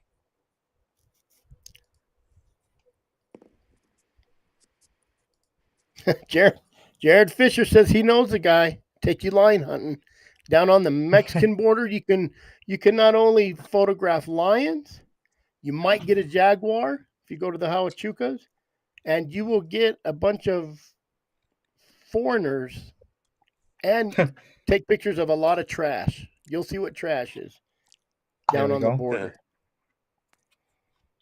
I'm gonna look it up right now. I put a link in the comments. Chris. There it is. The States are something that I feel I've still got to do a lot in the States. I don't have much of an interest in the hog hunting because I've done that in Spain and I've done that in France, so I don't feel like rehashing that in a different country. I would like to do coyotes with staghounds. I think they'd make for some incredible pictures. And then obviously the cats and the bears and all of that stuff. Get a hold of Sean O'Neill up there in Idaho. Any of those guys, they can hook you up with all the, class, great coyote hunters, sidehound guys. Yeah. And then they got the terriers and everything also that they mess with. Brilliant. So, yeah, they can really. So I have to say, one of the coolest things that I found that Scott has worked on is these badger hunters with these little terriers. And the dog's running a hole, and the badger has this big system of holes. And these guys have a trumpet, and they go around listening in the ground, moving it for where the dog is underground, and then they dig a hole and dig them up. And I found that fascinating. That's crazy, yeah. But he's literally traveling around the country documenting all of this stuff that little by little, slowly, is going to disappear, Yeah. and Yeah. it needs to be documented before it does. And so, Yeah. That that Seth Missy Fix says Seth Hall. He doesn't run I know. coyotes, but he's a hare. He runs hares or jackrabbits, really. Yeah, I know Seth fairly well. I've got an open invite from Seth. He's in New Mexico. So that's on there. That's on the list of the many things I've got to catch up on. But as Cody just alluded to, then that was part of the initial reason for beginning the collation of this book, was that I can see that in the UK we're on the brink of losing all of our hunting with dogs, and it's just going to be one country after the other. You know, it's all going to be a Well, lost art at some point, and it's important, as Cody said, to have it all documented. And if you that's a ever want to fact. That's come why. out, That's why interviews, stories, and tell. That's why Brett's work with all the Mike Roots, all these old guys, Orville is super important. And I don't think these young houndsmen understand that. I don't think they Yeah, understand it because when it's gone, that's all you're going to have. And if it's a picture book, your houndsman will understand it better. That's all I'm going to say. I when will. I think one of the deals is now is the young guys have access to everybody like Cody and everybody because of the internet and everything. When I started, we didn't have, all these Facebook and all that. These guys were hard to find.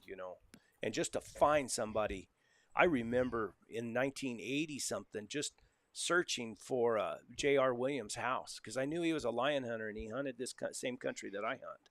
And I knew he lived in Fair Acres somewhere, but there was no way to find him. He was kind of an elusive feller anyway.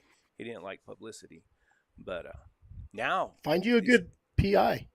well, yeah, I didn't. They cost money, mm, and believe me, and those natives they you, had there in you Africa, can't you had can't about trust them. those natives. I was about in the same boat as those guys. I didn't have any money at all. But yeah, I think it's so much different now because there's so much access to everything.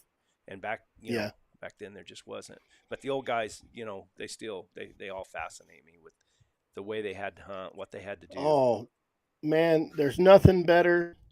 And like when we sat down with just Joe Hott, and I don't think a lot of people know Joe Hott. Everybody knows Warner Glenn.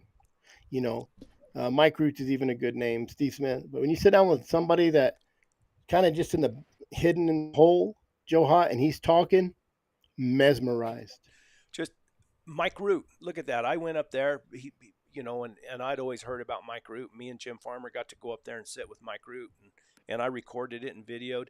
I put that video on the internet, and it's gotten over 60 something thousand views from just because Mike Root's just he's just such a character, And these old guys, most of them are that way. I have a Scott, question for Scott, and it's a question that just popped into my mind, and I'm probably going to wish that I had asked this in a private phone call before. But in put him on all the of spot. your world travels to Spain and France and Kazakhstan or wherever, and everywhere you've been, yeah. what is the reputation of the American houndsman? How is it represented around the world? I mean, is it something that's even discussed at all? I mean, do the English hunters despise the American ways, or I would be curious what what others' thoughts are of us. I think that's one of the very shocking things is like when I've showed you the images of the French terrier hunters, the badger hunters, and you don't know anything about them. They don't really know anything about how things are done in America. And it's the same. They don't know much about how things are done in England. They, like you, picture the guy in the red coat on the horse, but that's all they know about England. They don't know anything else. And that's one of the things that surprised me most, as I was saying before about and as you alluded to, there needed to be an international houndsman association. There's no international dog work association, full stop. No one really knows what's going on in other countries unless you're actively seeking out and trying to go and see it. and obviously seeing it in person. And that's a problem with the Houndsman. Yeah. Is we go hunting every morning and are totally oblivious to the rest of the world. You know, I mean, even so much. I mean, not just the rest of the world, but a lot of us are total oblivious to the laws that are happening in our state, much less, Spain or anywhere else. And I think that's, you get so focused on your dogs and going hunting and doing that you you Yeah, you don't care. Well, and that yeah, Cody and I were talking about this earlier today, uh, and then the antis, the people who are against it, they control the narrative because we don't say anything. We're off doing our own thing, or most guys are, because I'm not. But And they are organized. yes, and they Ooh. control the narrative, and they can cast a bad appear or light on what we do, and They wake up. They wake up and they think, how can we get rid of it? We wake up and don't say, how can we keep it? yeah, That's yeah. the problem. Do And I've been y'all, saying this. Go ahead. Brett, do y'all have ballot referendums in the state of New Mexico? you're talking to the wrong guy. I So don't know. that is how Colorado got changing the lion hunting laws on the books. Texas does not have ballot referendums, but in Colorado, you can go get us 50,000 signatures and put something on the ballot. Get it on there. And in Colorado in November, unfortunately, I believe that mountain lion and bobcat hunting is going to become illegal. The antis have figured out that the best chance they have of making this illegal is in states with ballot referendums. So after November, if that does indeed pass, they're not going to go home and relish in victory. They're going to move to the Oh dear. next state that has ballot referendums. And in my opinion, it's either going to be New Mexico or Arizona, Yeah. one of the I two. And and now's a good time to bring this up. I mean, what you've done, Cody, to help out is, I don't know of anybody who's done that much. Chris the same way. We've tried to promote it and raised a bunch of money to help. Oh, Try to we hadn't fight it even in some way. we hadn't even yeah, got to that yet tonight. yeah, I we have part. Yeah, my I know. English, my English friend's going to be surprised. Um, but no. So I talked to you the last time y'all had me on a live. You and Chris and Benny were discussing this very issue. And y'all brought up the Houndsman's need to donate money to a certain organization to try to help fight the fight in Colorado. And as soon as we got off the live, I sent both of y'all a text message with a proposition. And then I got on a plane to Africa and was gone for 18 days. And And me and Chris got together and said, there is no way we're going to let this get away from us. that Cody's going to have I'm to pay for proud this of you. one. I'm proud of you guys. I opened my mouth. So Scott, just before we left to Africa, these guys were talking about trying to donate $50 to the, or $100 to this Colorado Hunt Foundation. And I told these two hard-headed bastards that I would match all of their donations up to $10,000. And I land back from Africa finding out that I've got a $10,000 bill to pay. and and and a $20,000 Taylor Swift ticket bill. Yeah, that's a whole. That's a. Do y'all have any idea what Taylor Swift tickets cost? No, I don't. Well, I let couldn't me even tell tell you you what what. song she sings. A lesson to everyone: don't tell your daughter that if she accomplishes certain goals, you will buy her Taylor Swift ticket concerts without researching what Taylor Swift concert tickets cost. Because I can tell you, I will not be going to Africa again next year. because of it. You're going to be going to a Taylor Swift concert. I'm not Uh, going, but I'm paying for it, and that was the biggest hey, mistake of my life. get Domingo over here as her chaperone to go, and you'll be all right. So, how much money did y'all raise for this organization?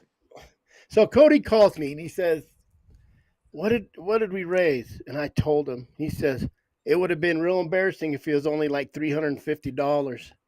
And I said, well, it's not. And see, right now, let me pull up my. We screwed around there and at our rendezvous and raised a ton of money. Almost $1,000 on 3 dogs. I know. Let me see. Oh, let me find it here. And I think I bought my own dog and gave it away. I think everybody chipped in on that dog for a 12-year-old girl. Yeah, she wanted him real bad. Trying to get it to open here. So I want to hear what y'all raised, and then y'all can add. I want to hear what y'all raised first. So everything I got written down is $11,145. And is the cutoff? So we've already reached the max. Oh yeah. So we're gonna call the cutoff time as of now, immediately. Yeah. We're gonna put an end to this shit. Immediately. You guys are way more popular than I thought you were. I'll tell you that right now. You know, listen, we had money. We had thousands in the first week. It was crazy. I had, there's a guy named Tim. I don't know his last name. I've met him before. And my dog. He donated $3,500, $3,600 and something dollars. Missouri Trailhound Association donated like $1,600, almost $1,700. Our rendezvous put in $940. W Hunting put in $1,500, and then another $580. So, and then we had a bunch of 50s, 100s, 10s, 20s. So every penny counts, and that's what people need to realize. Every penny counts. Chris, have you figured out? Oh, go ahead, Cody. So what we're gonna do? You said it was 11,000. What? I put a $10,000 max on it. Yeah. But since it's not extremely more than that, it's I want to double. 11,145. All right. So multiply that times 2, and we'll go a little past the $10,000 cap that we put on it. And I will match every dollar that y'all raised for the hunt to Colorado. Times 2 is $22,291.08. That's how much y'all raised. And All Valley, which is my business name, I ain't donating nothing. My wife is. But we will write you a check for half that amount. So my next question is, who do I need to pay? How do you want me to pay? I think we should just go. I think we should just have them go to Save the Hunt Colorado and donate the 11,145. Yeah, or make it 11,500, and then that's 23,000 going to them, and we'll be in good shape. And then and it goes directly to Save the Hunt Colorado, and do they have? So it's between now. I know they had to find out the wording or something after September 4th, correct? Oh, it's proposition. I posted it 127. Okay. Right, Robert, I know you're on here. Proposition 127. I might be 123. Just say it, Robert. Just say it. I've got all day for you.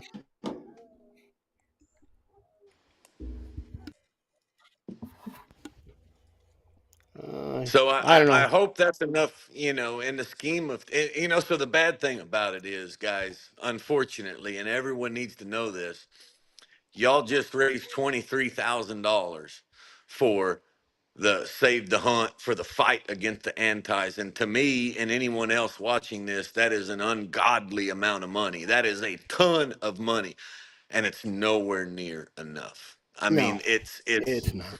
In the scheme of things, that's nothing, and I know Dan Gates had said they'd already had $300,000. Proposition 127, guys. Just go in the legislature. Just go in the legislature. It's Yeah, crazy, you know. And there is but two that's places you can donate. Um, I don't know. Maybe get hold of Dan Gates and find out. But there's SaveTheHuntColorado.com and there's I don't remember the other one.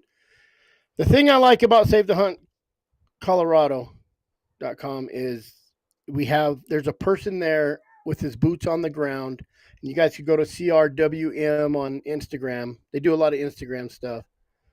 And the guy, there's for people who don't or have that feeling. We've had a few people say we don't know, but this guy he's out there doing it. And if anybody else wants to go out there and do it, what he's doing, go do it. You know what I mean? Go lose family time, go lose hunting time to go around and try to talk people into not voting for that.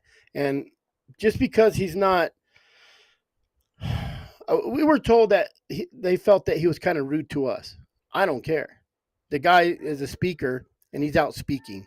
We're not his people that he has to talk to every day. He's trying to convince people who don't like hounds or don't know hounds or have no clue about the process. That's the people he needs to talk to. he don't need to So impress me none. He don't need to needs to impress me impress. none, you know. So, and that's absolutely right. Cody stepped up, but there's a lot of people that stepped up. A lot of people that stepped up. Even a Yeah, I $10 mean, donation.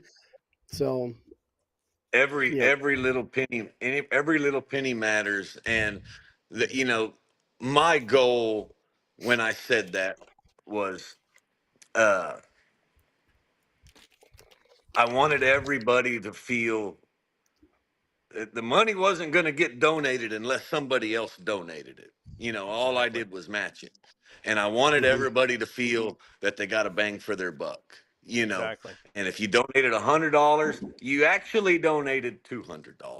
Mm-hmm. And, um, and that's what I wanted to do. And I wanted to encourage others to give a little bit of money in the hopes that it would add up to enough to make a difference. And if they've gotten, uh, I mean, $23,000 isn't chump change. That is enough to help, but it's not enough in the longevity battle of things, because it's not going to end in November. No, But it's going to be a you know, constant every thing. everybody that That did donate, you helped out, and we that's the appreciate only it. way to fight. And that's what I say. Even a $10 donation is just appreciated because that $23,000 could mean the last 100 votes that make it not go. Yeah, You it's know, awesome. so we do appreciate everybody. So Scott, Everybody. when you went lion hunting, where did you go? Utah twice. What, Utah? Yeah. I Yeah, tell you, if you ever want to come and experience an authentic dry ground lion hunt, I'll take you with Mike Root. I'd say I'd take you yeah, myself, but you got a better chance catching a lion if you go with Mike Root. And you would have an sounds good. experience of a lifetime. Yeah. I can promise you that. I'll go Don't too. listen. I'll go Don't with wear you. shorts. Don't wear shorts. I'm telling you, don't wear shorts there. To be honest with you, I just want to bring him to South Texas so that I can watch him regret wearing those shorts one day. That's I my mean, goal in life. I mean, my legs are full of scars from Africa. Cody would have seen how my Oh legs yeah, ended he up. got he got he got tore up. So I turn around and Scott's filming his legs that are just as bloody as legs could be.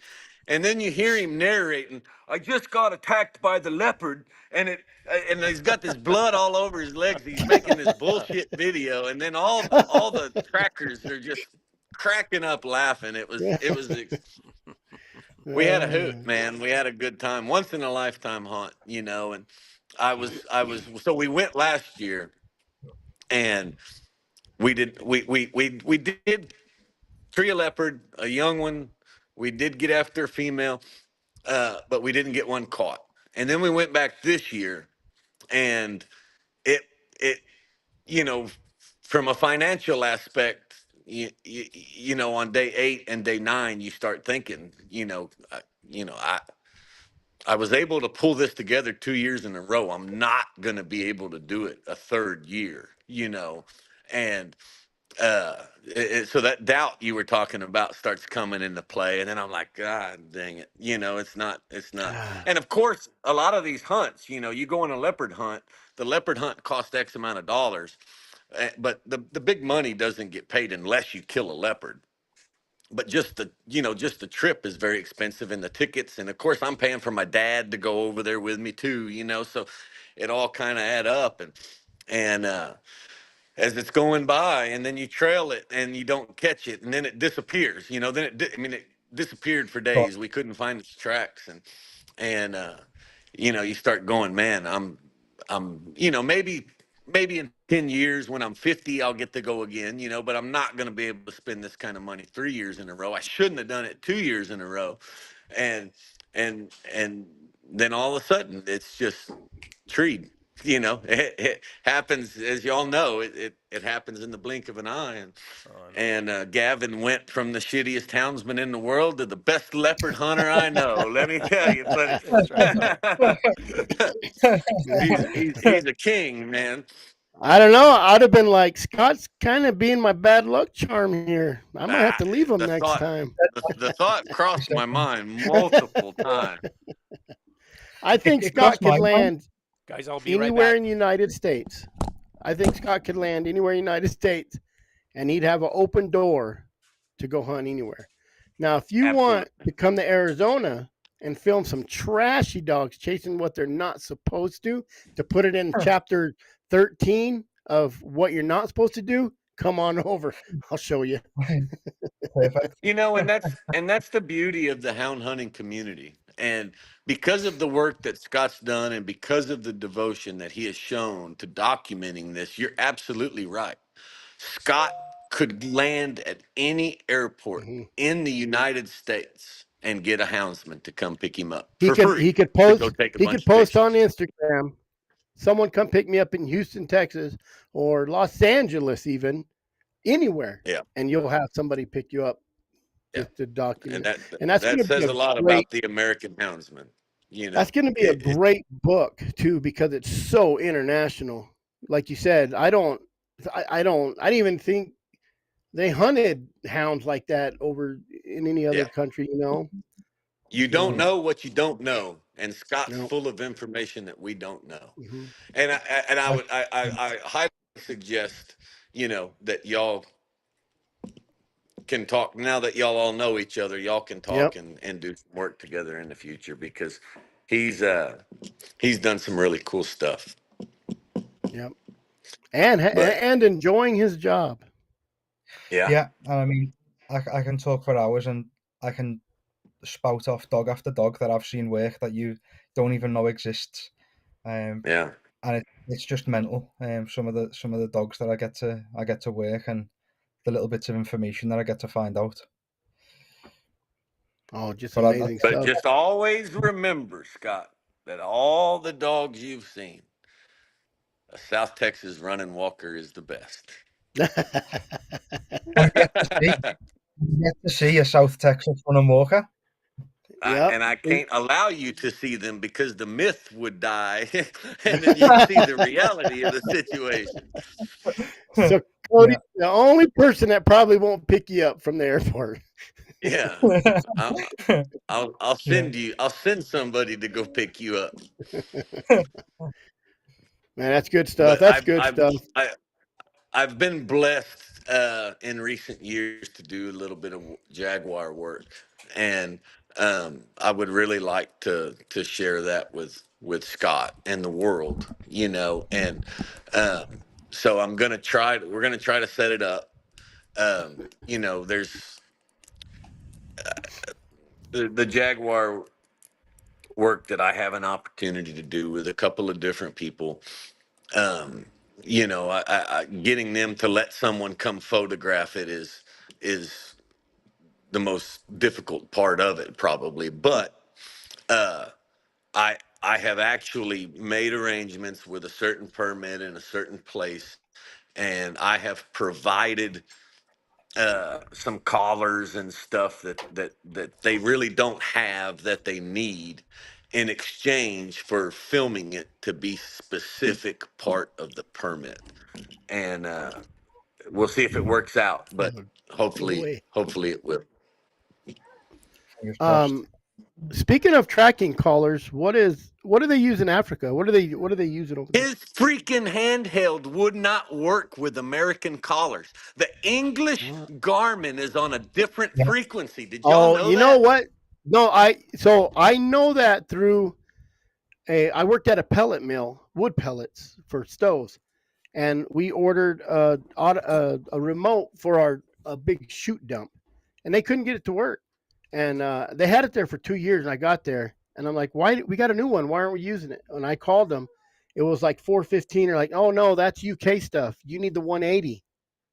Just in a remote for something else. They're always backwards over there. I don't know what's going on. Everything. Yeah. Basically, the frequency that you guys use is the frequency that our police use. So we can't use it because it's that frequency. And unfortunately, it was the same in Africa, so I couldn't even use mine there. That's crazy. So they're using Garmin as well? Yeah.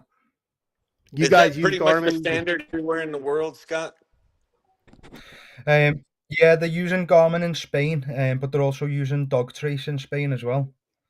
But for the most part, yeah, it's probably Garmin's the predominant market leader, and then dog trace is probably not far behind. Dogtra, Dogtar, is that what you're saying, or are you saying something else? It's Dogtra. Maybe it's Dogtra, then I'm just getting confused. I think it's Dogtra. Because there's a competitor to Garmin here called Dogtra. I think that's what he's talking about. No, I'm talking about dog trace. I googled it. Yeah, it's definitely dog trace. Dog trace. Yeah, so it's something we don't even know about. Well, that might be over there. In America, it's Dogtra. Over there, it's dog. It's pretty dang close. I bet you it's the same. Maybe. I have to look it up. Huh. I don't know. They probably got a super badass system that's way better than ours and always works. Well, maybe those guys will support Houndsman, unlike Garmin. Let me see if I can do this for you, Scott. What is that? Dog trace. That's different than dog. Yeah, that's the one. Yeah, that's not dog trace. No, it's kind of like the Alpha 10, isn't it? It shows direction and how many yards. Look, you can do it on your phone or on your watch. Doesn't have a map. You could do that with Garmin too. I got one of those watches. It's what? The stupidest, most worthless thing you can have. I got one of those Garmin watches too, and I've never. Yeah, it's pointless. If you had one dog and you lived in town, it would be okay. It's just Scott now. I got to get everybody. When they do that, I lose everybody. It's Scott's show. It's Scott's show. Hey, I can just sit here and moderate, and you guys can be all big. Yeah, we're getting back to normal. So unfortunately, it's getting past my bedtime because I'm going hunting in the morning, and I know it's past Scott's bedtime, but he's a lot tougher than I am. Scott was already in bed. Yeah. Man, we appreciate you coming on, Scott. Yeah, that was great. I mean, great addition. No, thank you for having me. Y'all can do the closed captioning thing and put the what he's really saying. Titles in at the bottom. Subtitles. I thought we might need a translator there for a while. Yeah, but no, it was a pleasure, and I'd definitely be keen to come on and talk about Spain and France and all these things whenever you want. Please do. Whenever you want to get up at 1 a.m, let us know. Yeah, and that link that you have, if click on it and it pops up on my deal, I'll put you on. If you guys, if you want to come on and talk about whatever, that'd be great. Yeah. Okay, cool. Yeah, cool. Thank you very much. You're welcome, Scott. Chris, thanks for coming. Scott, I appreciate everything, man. It's good to know I got a friend overseas because I might get kicked out of this country pretty soon. Not a problem. It's a pleasure. Thank you very much. I'll tell Uncle Tommy you said hello. Definitely do. Definitely All do. right. Bye. Cody, Yeah. thanks for everything. I really You appreciate bet, it. guys. It's a hell of a good story. Thank you, Brett and Chris. Um, do me a favor, talk amongst yourselves tomorrow. Figure Yeah. out how uh, how you want me to pay that bill and who you want me to pay it to exactly, and I'll All follow right. your instructions to the T. But I want to get it to them as soon as possible because they need it now. You Yes. know. Yeah. And I will say Oh, this: I feel that y'all have raised enough money, $23,000, that they should cater to y'all a little bit. As far, and I'm not saying they need to kiss your ass, but I hopefully they'll give y'all some updates or something that y'all could share with us, yeah. um, and maybe let us know where that money went. Yeah, I think that would be real important to get information to you how your money was spent and all the guys who donated and everything. That maybe that's Hmm. something we can do, on our Monday nights or whenever on whatever Chris's I can tell you this: if Facebook and someone gave everything. me $23,000, I would get on one of their Monday night lives just to have a few minute conversation with them. So Yep. maybe that's something y'all can arrange, or Well, um, now that the prop is out, I think they're gonna have they can get their stuff together and kind of formulate their plans and put them into action. So, yes. So this paperwork gets released in September, so America can vote on it in November. Is that correct? yeah, yeah. I think because the ballot got a number now, the prop. So now all the literature will be out, and they'll start sending out early voting stuff. I wonder Here, what the So wording will be like on the ballot. I wonder how it'll be worded. I think Dan, I didn't they like take him to court for that because they had to Yeah, reword it. They that took could out be the trophy part, or they tried to redefinize trophy. It's for the there's a lot of uneducated. stuff. For There's a lot of stuff the they're doing. uneducated just going in to vote, just the wording could make all the difference in the world. and Absolutely. I want everyone across the country to think about something with me for a second. I want you to imagine that you've grown up hound hunting your whole life and your grandpa did it and you grew up doing it with your grandpa and your dad did it and you grew up doing it with your dad and now you have a son and they did it and now you have a grandson and they do it and you live in the state of Colorado and you're facing the fact that in November you're likely going to be told that you cannot do this anymore. Yeah. That's condemning you. It's condemning you. Yeah. I mean, just think about that for a second. Colorado is on the verge of telling some 80-year-old man that he can't run his hounds anymore. And And then Yep. that's in just 4 or 5 years, they have paid government hunters come in to reduce the lion population. yeah. Killing the same amount, Yeah. costing 5 times as much. Yeah. It's ridiculous. Instead of earning money by selling the lion tags in California, they pay Yeah. professional hunters to kill the lions. So instead of it being an income, it's now turned into an expense, and the same Yeah. amount of lions are dying every year. That's a fact. Yeah. Stupid. It's Real quick, That's absolutely stupid. real quick question for Scott is why or how did they lose it over there? Did it take a while, or is it just like It what was was it was the a knee turning point? it was a knee jerk reaction. Tony Blair in 2005 basically very quickly had a bill drafted up, and they just banned hunting with dogs almost overnight. Since then, they've came out and said it's a complete mistake. Um, they've acknowledged that it was a huge mistake. There's been barely any convictions because it's not really enforceable, the law that they've put in. But simultaneously, at the same time, it is. Um, a lot of the issues we have is that it can be down to police discretion as to whether you're guilty or not. So Oh. if I'm out with a Saluki, and I'm hunting rabbits, which is completely legal. But that police officer's having a bad day, and he can say that I was hunting hares, and then all of a sudden I lose my job because I work in security. I lose my car because my company pay for my car. I lose my shotguns because if I've got a criminal record, I can't have shotguns. And just because one officer was having one bad day and he decided that instead of hunting hares, instead of hunting rabbits, I was hunting hares or I was hunting foxes based on his opinion. But it could also go It the can other lose. way too. A guy could be out poaching fox and have a cop that or a police officer that says, "Oh, you're That's a houndsman. yeah." That's been known to happen, not through being on the same side, just through ignorance.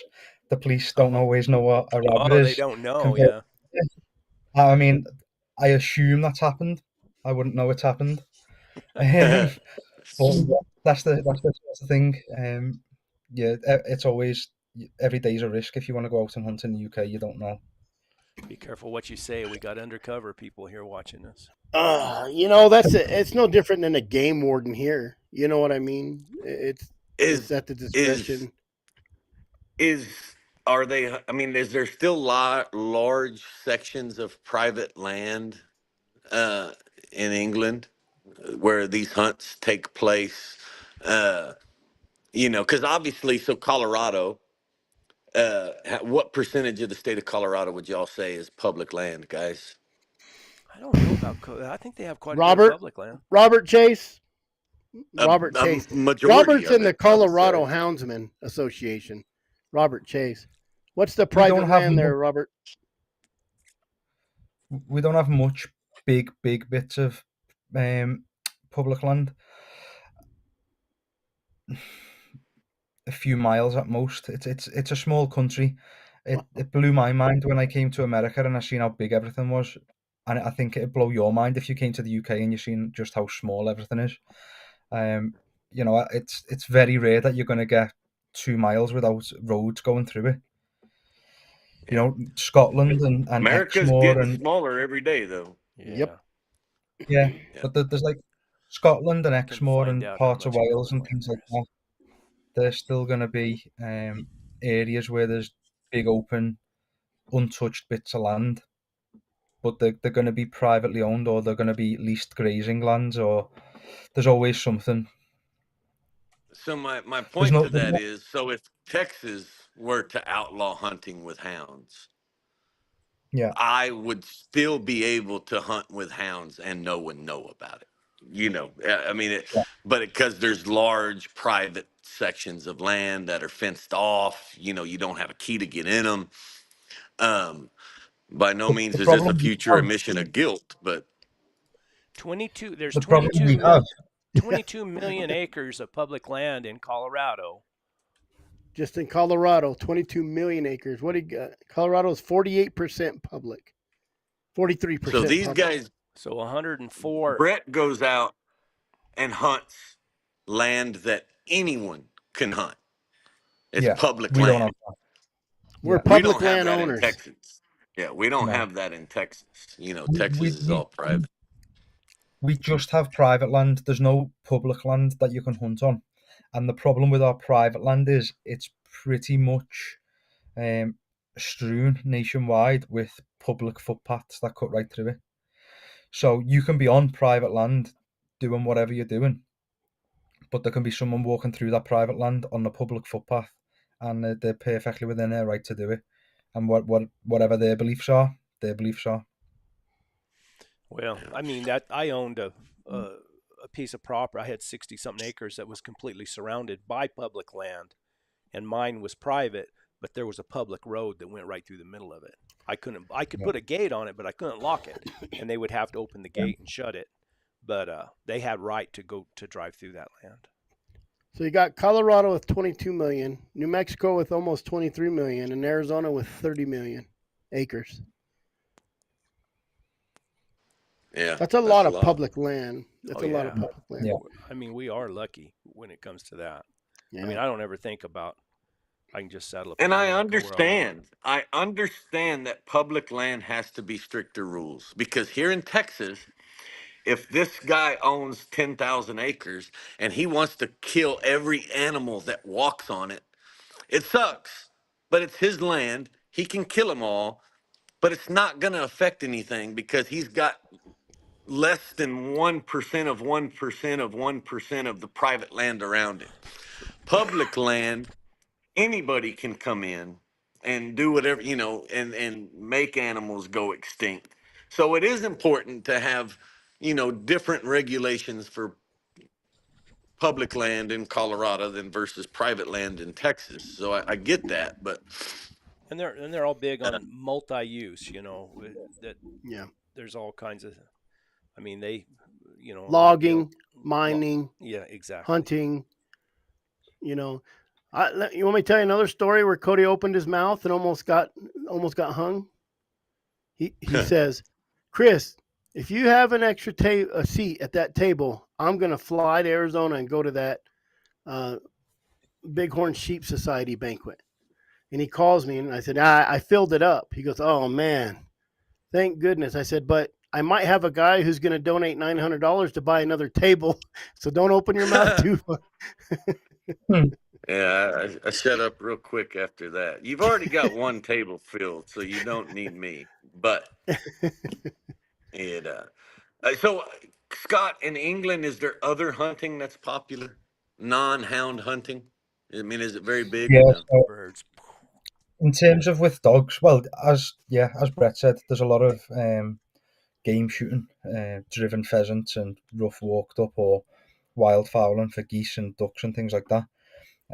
But in terms of out and out working dogs, then it's probably ferreting, where you put a ferret down a hole and the rabbit runs out, and then the No, but I lurcher or the mean, just someone deer hunting on their own, not using dogs or anything in yeah, any way.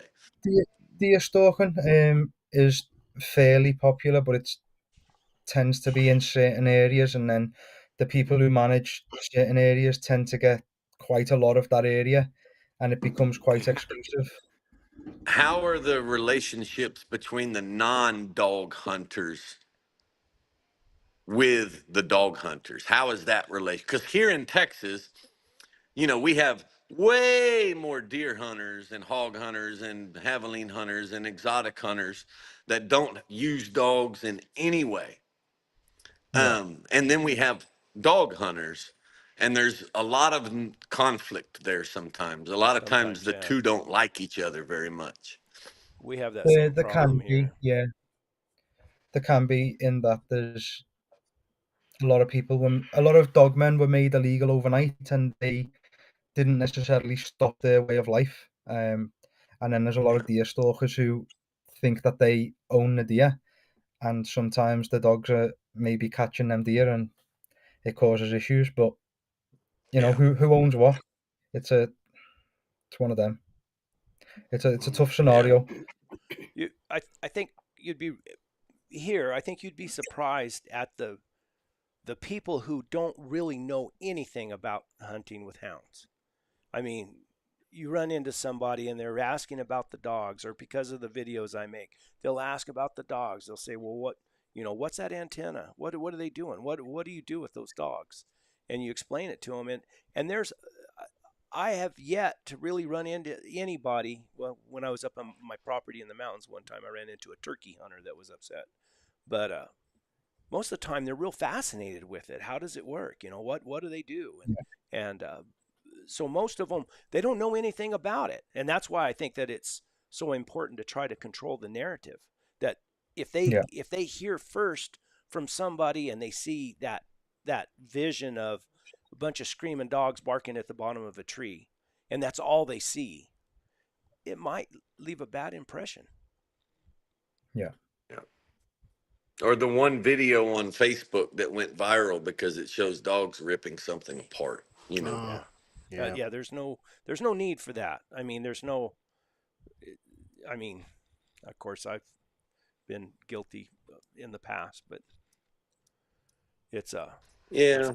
it's not necessary, and I You think know, in the position we're in it now, it really isn't. we talked about how it's nice that everybody could talk to everybody on social media, but it can hurt you just as well. Yeah. Yeah. Double-edged sword, right? So we got to let Well, Scott go to gentlemen, bed before he falls asleep. Look at yeah, Yeah. Cody too. it's 3:17 in the morning. I'm just getting tired looking at him. God dang, he looks Yeah. like he's Thank, been up all night. thank you, gents. Thank you, gents. Thank you all. Scott got him a new Texas girlfriend that he met in South Africa, guys. What? I, Oh. I wish I did, but I was nowhere near. She drank me under the table. Yeah, he got out drunk by a Texas girl. God dang, she represented. I threw up and she made sure I got home safe. Yeah, that sounds just like one of those Texas women. Yeah. So, on that note, Thank you, thank you very Scott. much. Scott, Stay See you, safe. Scott. thank you, Thank sir. you. Bye then. Appreciate your time. There we Now go. that the Englishman's gone, I can talk some trash about it. Yeah, now you can tell your lies. No, that's the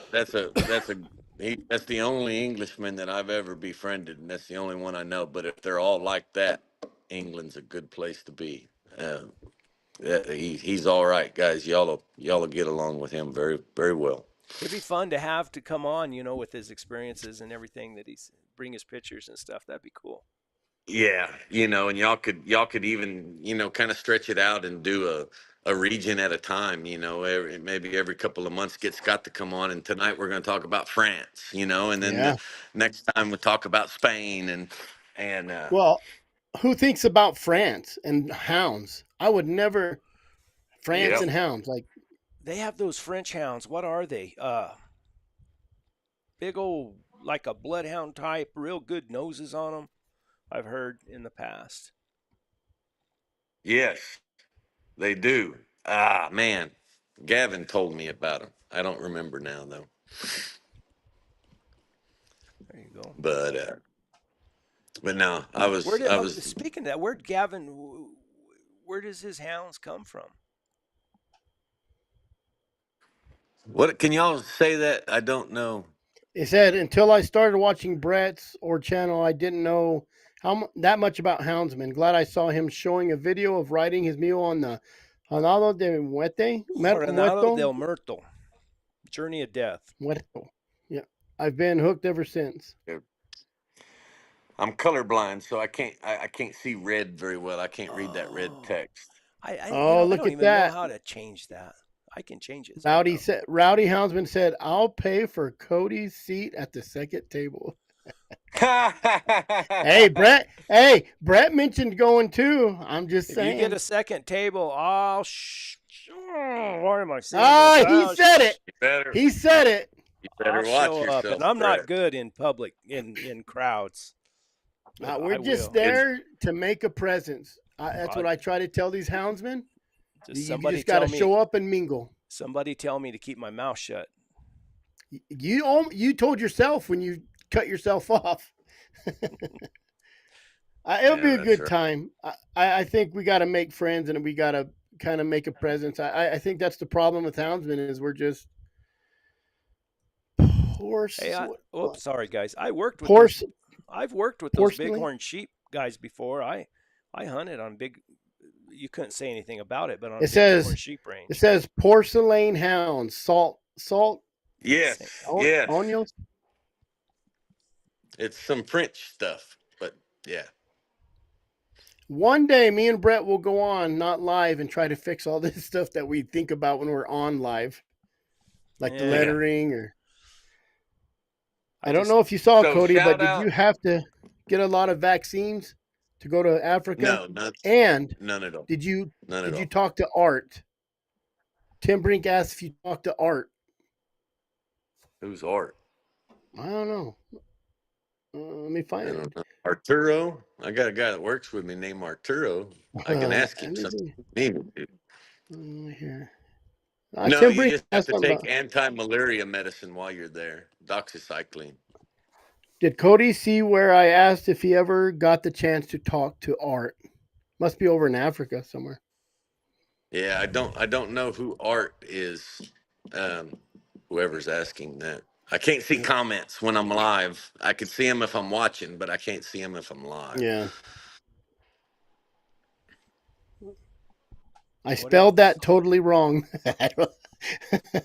Salt onions, porcelain hounds. I don't know. He even spelled wrong. Oh, you got big fingers, don't you? And he's typing on a phone, I bet, or he types like me on the on the keyboard. Cody, we appreciate you taking some time coming out. We Yeah. appreciate you matching.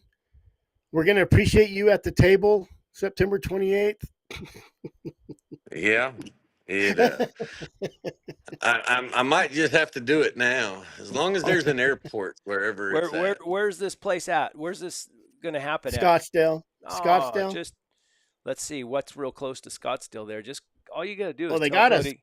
there's a lion track out there somewhere, and he'll drive 40 hours to get to a lion track. Camp Verde. There's lines up in Camp Verde. I always give Brett shit because he he likes to hunt close to his house. And one day he called me. He said, "What are you doing?" I said, I'm driving to your house." He said, "Why?" I said, "Oh, some friends of mine saw a lion track in the snow up there this morning." Man, I felt so bad. I sat there and thought, man, he did. I won't even hardly drive 2 hours away. And here's Cody driving from South Texas to 2 hours from my house here to a good lion track. Gascon Santiagos are the big white ones that Gavin had 20 years ago. Gascon. Yeah. Yes, Gascons. That's what Gavin used to have. Yeah, Gavin had some of them. Gavin lived up there for a while. Benny needs to chime in. Oh, Art. Who's the guy that was from Africa that used to get on Big Game Houndsman all the time? Because one of those guys, they invited me out just to come out and hang out with them on some hunts. Who's Art? I'm curious of the Art. The Bobcat guy. He gave you I sent you a number for Art in Texas, or he's from Oregon, but he hunts in Texas. Oh, Cody, talk about Oregon. We gotta explore this South Texas rig man here. Yeah. You can't be telling people that I'm buying dogs, Brett. Well, I didn't say anything about buying. I think he ratted himself out a few weeks ago talking about it. Yeah. So as y'all, the one of the last times I was on the live, I told you that I had witnessed some Oregon's dogs' ability to rig cold tracks from the box. Cold bobcat tracks. I seen it with my own eyes, as cold as you could possibly want to start. And it set me on a journey in search of a rig dog from Oregon, a bobcat only rig dog that I could buy to put with my pack. I have some dogs that kind of rig a little bit. And I have a theory that if I can get a rig dog and put it with them, I can train my existing dogs to rig bobcats from the truck. And I want to do this for several reasons. Number one, when the cats aren't moving, I can cover more country. Number two, I hunt some very big country. I mean, I may leave camp this morning and I'm going hunting 15 miles in that direction. So now if I have rig dogs, I can hunt that 15 miles before I turn the dogs loose. And if I'm done hunting in the morning, I'm headed back to camp, I can then hunt that 15 miles back. In March and April, when the rattlesnakes are real bad down here, you could rig a lot when the snakes are bad. If all you wanted was a rig dog, you should have just hollered at me. All you'd had to do is break him. Because they rig on everything. They rig on the neighbor's dog down here down the road. What'd that old boy tell you? What'd that old boy tell you? He's smelling something. He's smelling something back there. Trevin, I can't remember the guy's name. I know that he had some dogs. Are you talking Mike about? Leonard would know. Benny would know. I think he had I'm some looking dogs. at the camera this way. It says, "Are you talking about Richard?" This is what in South Africa. I'm doing that, trying to put my cap behind the red letters so that I can read them. I can change that somehow, but probably not. Don't worry about it now. Y'all can just read it to me. But yeah, I can't read them unless I get this cap in the background, and then I can see it better.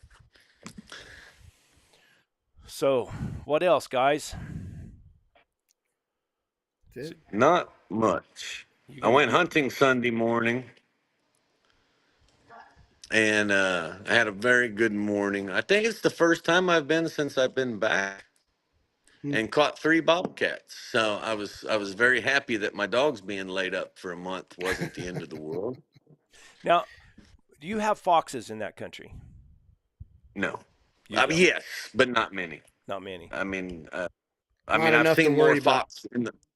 I've no. I mean, uh, we got a lot more foxes than we used to have, and some of the Coyotes? country that I have has a lot of foxes. Tons of coyotes. Tons of coyotes. When you young dogs, Um, do you ever have much problems with coyotes? yes. Yeah. Especially when the coyotes are rutting. A very, very common thing in certain months of the year is you'll be hunting and you'll start a bobcat and them dogs will start barking. And then while you're sitting there listening to your dog's trail, you'll see coyotes crossing the road going to the dogs. And then the coyotes will start barking at the dogs while they're trailing. And it happens pretty frequently. And, you know, as good as they are and as broke as they are, they won't do it 1,000 times, and then for some reason They don't run they're from gonna you. run some bits today. You know, Uh, Tim Phillips said he'd trade you a dog for a rig dog, but I think you already got one lined up, don't you, Cody? I mean, I kind of I'll read it to you. You will um probably have better luck training rig dogs in the winter, Cody. How much is Cody wanting to spend on a rig dog? We'll trade him for one. um. So full disclosure, the gentleman that I spoke to wants $4,000 for a 4-year-old male dog. Um, it I have reservations about it, and the reason is that I'm buying a dog that I know is probably not going to fit in with my pack of running walkers, but he has a very unique skill that I want to teach my running walkers. And $4,000 is a lot of money for a dog, but anybody who's ever made really good dogs, $4,000 ain't shit for a 4-year-old dog. Well, I you mean, the seen amount of time that it takes. the high selling dog at that horse or mule Yeah, and hound sale. yeah. Yeah. And Well, the gentleman has offered me the dog on trial, Good. a 30-day trial, but because of logistics, and the Once you cost of get him here, transporting yeah, the dog, once I get him here, I mean, if I got him here and sent him back because I didn't like him, I'd have 2 grand in the dog. still out. I Yeah. mean, yeah. So, it's kind of one of those deals where you just taking a chance, and but he sent me some video of the dog today. It's a good dog. The guy catches lots of bobcats. Um, the dog's what he says he is. Um, but I mean, I don't need a dog to catch cats. I caught 3 Sunday morning. Yeah, but You're just trying to change I your want, or add to your I want, method. I want to, I want to add a little something. I think as a houndsman, one thing that we should always be trying to do is improving things. And when I was 25 years old, and I knew everything, and I was a genius, and you would have asked me about rigging bobcats with dogs, I'd have told you, no, that's for bears and that's for hogs. Uh, the dogs can't rig such a small. The bobcats don't leave enough scent to be able to rig them from a truck, and that was my opinion, and it was wrong, 100%. I have seen dogs that if you were to rig those dogs in the truck or rode my dogs on the ground, you would start the same number of cats. Uh, they can Yeah. rig any cat from the truck. It's incredible. And Oregon is one of the few places like South Texas. There's 4 or 5 regions in this country that have a population of bobcats good enough to have true bobcat hunters, and Oregon's one of them. and they rig in Oregon. That's how they hunt. That's the only way they hunt usually. So I want to take something that I learned and implement it and see how it does. It may be a waste of time. Maybe my dogs don't have the ability. I don't Oh, I know. bet they do. Cody, would you be willing to hunt in Oregon? I have dogs that will strike bobcat, but nothing for sale. Tim Brink. Load up your dogs and drive to Oregon, Cody. Yeah, maybe if I could talk Brett into filming it. If you wanted to go I've done film that. I've done that before. my dogs treat some cats in some trees too big for my dogs to locate them in. That's probably the place to do it. Oh man, But that would be a test of your dogs. I wonder how long it'd take before they started locating in tall timber. I don't know that they would. You don't I think they don't know would? that they would. I mean, I'd So love to say they would. I mean, Dottie might. Dottie. if you like that last video I posted, you'll see my old Vodka dog going through. Every time she smells something, she'll look up in a tree. Because I only use her on bears, but they just get used to it and they start looking. All my bear dogs that have been on a lot of bears, they smell something or dirty open up, they look up in the trees just to look. Mm-hmm. I think the Oregon big timber dogs is looking doesn't help them. I think it has to be located completely by scent because the animal's so high, Mm-hmm. and maybe not all of them, I mean, obviously, but there is a big difference between just a dog that'll tree and a locating tree dog. yeah, That'll locate one. yeah, that tree. and I tree 99% of my cats in these small mesquite trees, and all my dogs tree. And sometimes I get on the river or something, and I can always tell when the cat's in a real big tree because there's just one or two dogs barking. It those running walker locating dogs are a little harder to come by. Let me see what here. I was going to show a picture. I got a picture of a half running walker. It came from Cody, just treeing his heart out. There he is. There's Jack standing on the tree right there. Jack just sitting there. Look at that. Now that's a classic tree dog view right there. Yeah, but that's also a classic South Texas tree. Yeah, that's a big one. That's a salt cedar right there. And that's a big cat. Them bobcats, they like to lay flat sometimes on them branches. They get out on those edges. Mm-hmm. Yeah. Cool. So it'll be interesting. We'll see. Ask the gentleman that was talking about it to please send me a private message on Facebook if you don't have my number already. Tim Brink?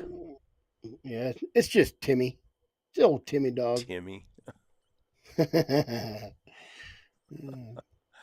Oh, jeez. Well, go to bed, Cody.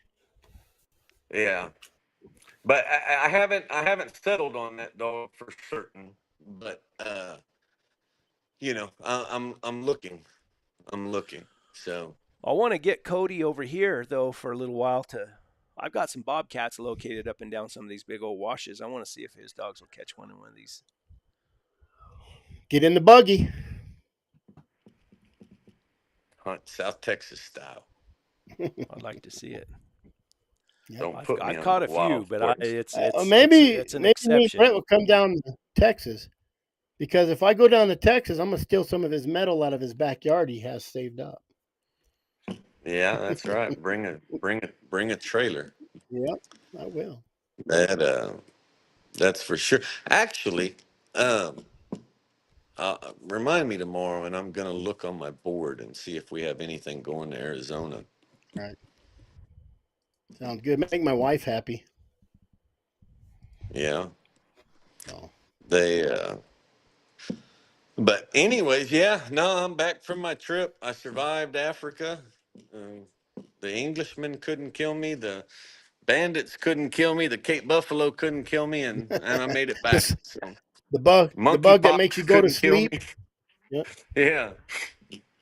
And just getting back to hunting. So it was 110 degrees the whole time I was gone, and now the highs are in the 80s and the lows are in the high 60s. It's cooled off. Good. Summer's over. Yeah. It's hunting time. Time to hunt. Time. Yeah. Yep. Cool. Yeah, for sure. So We'll Alrighty.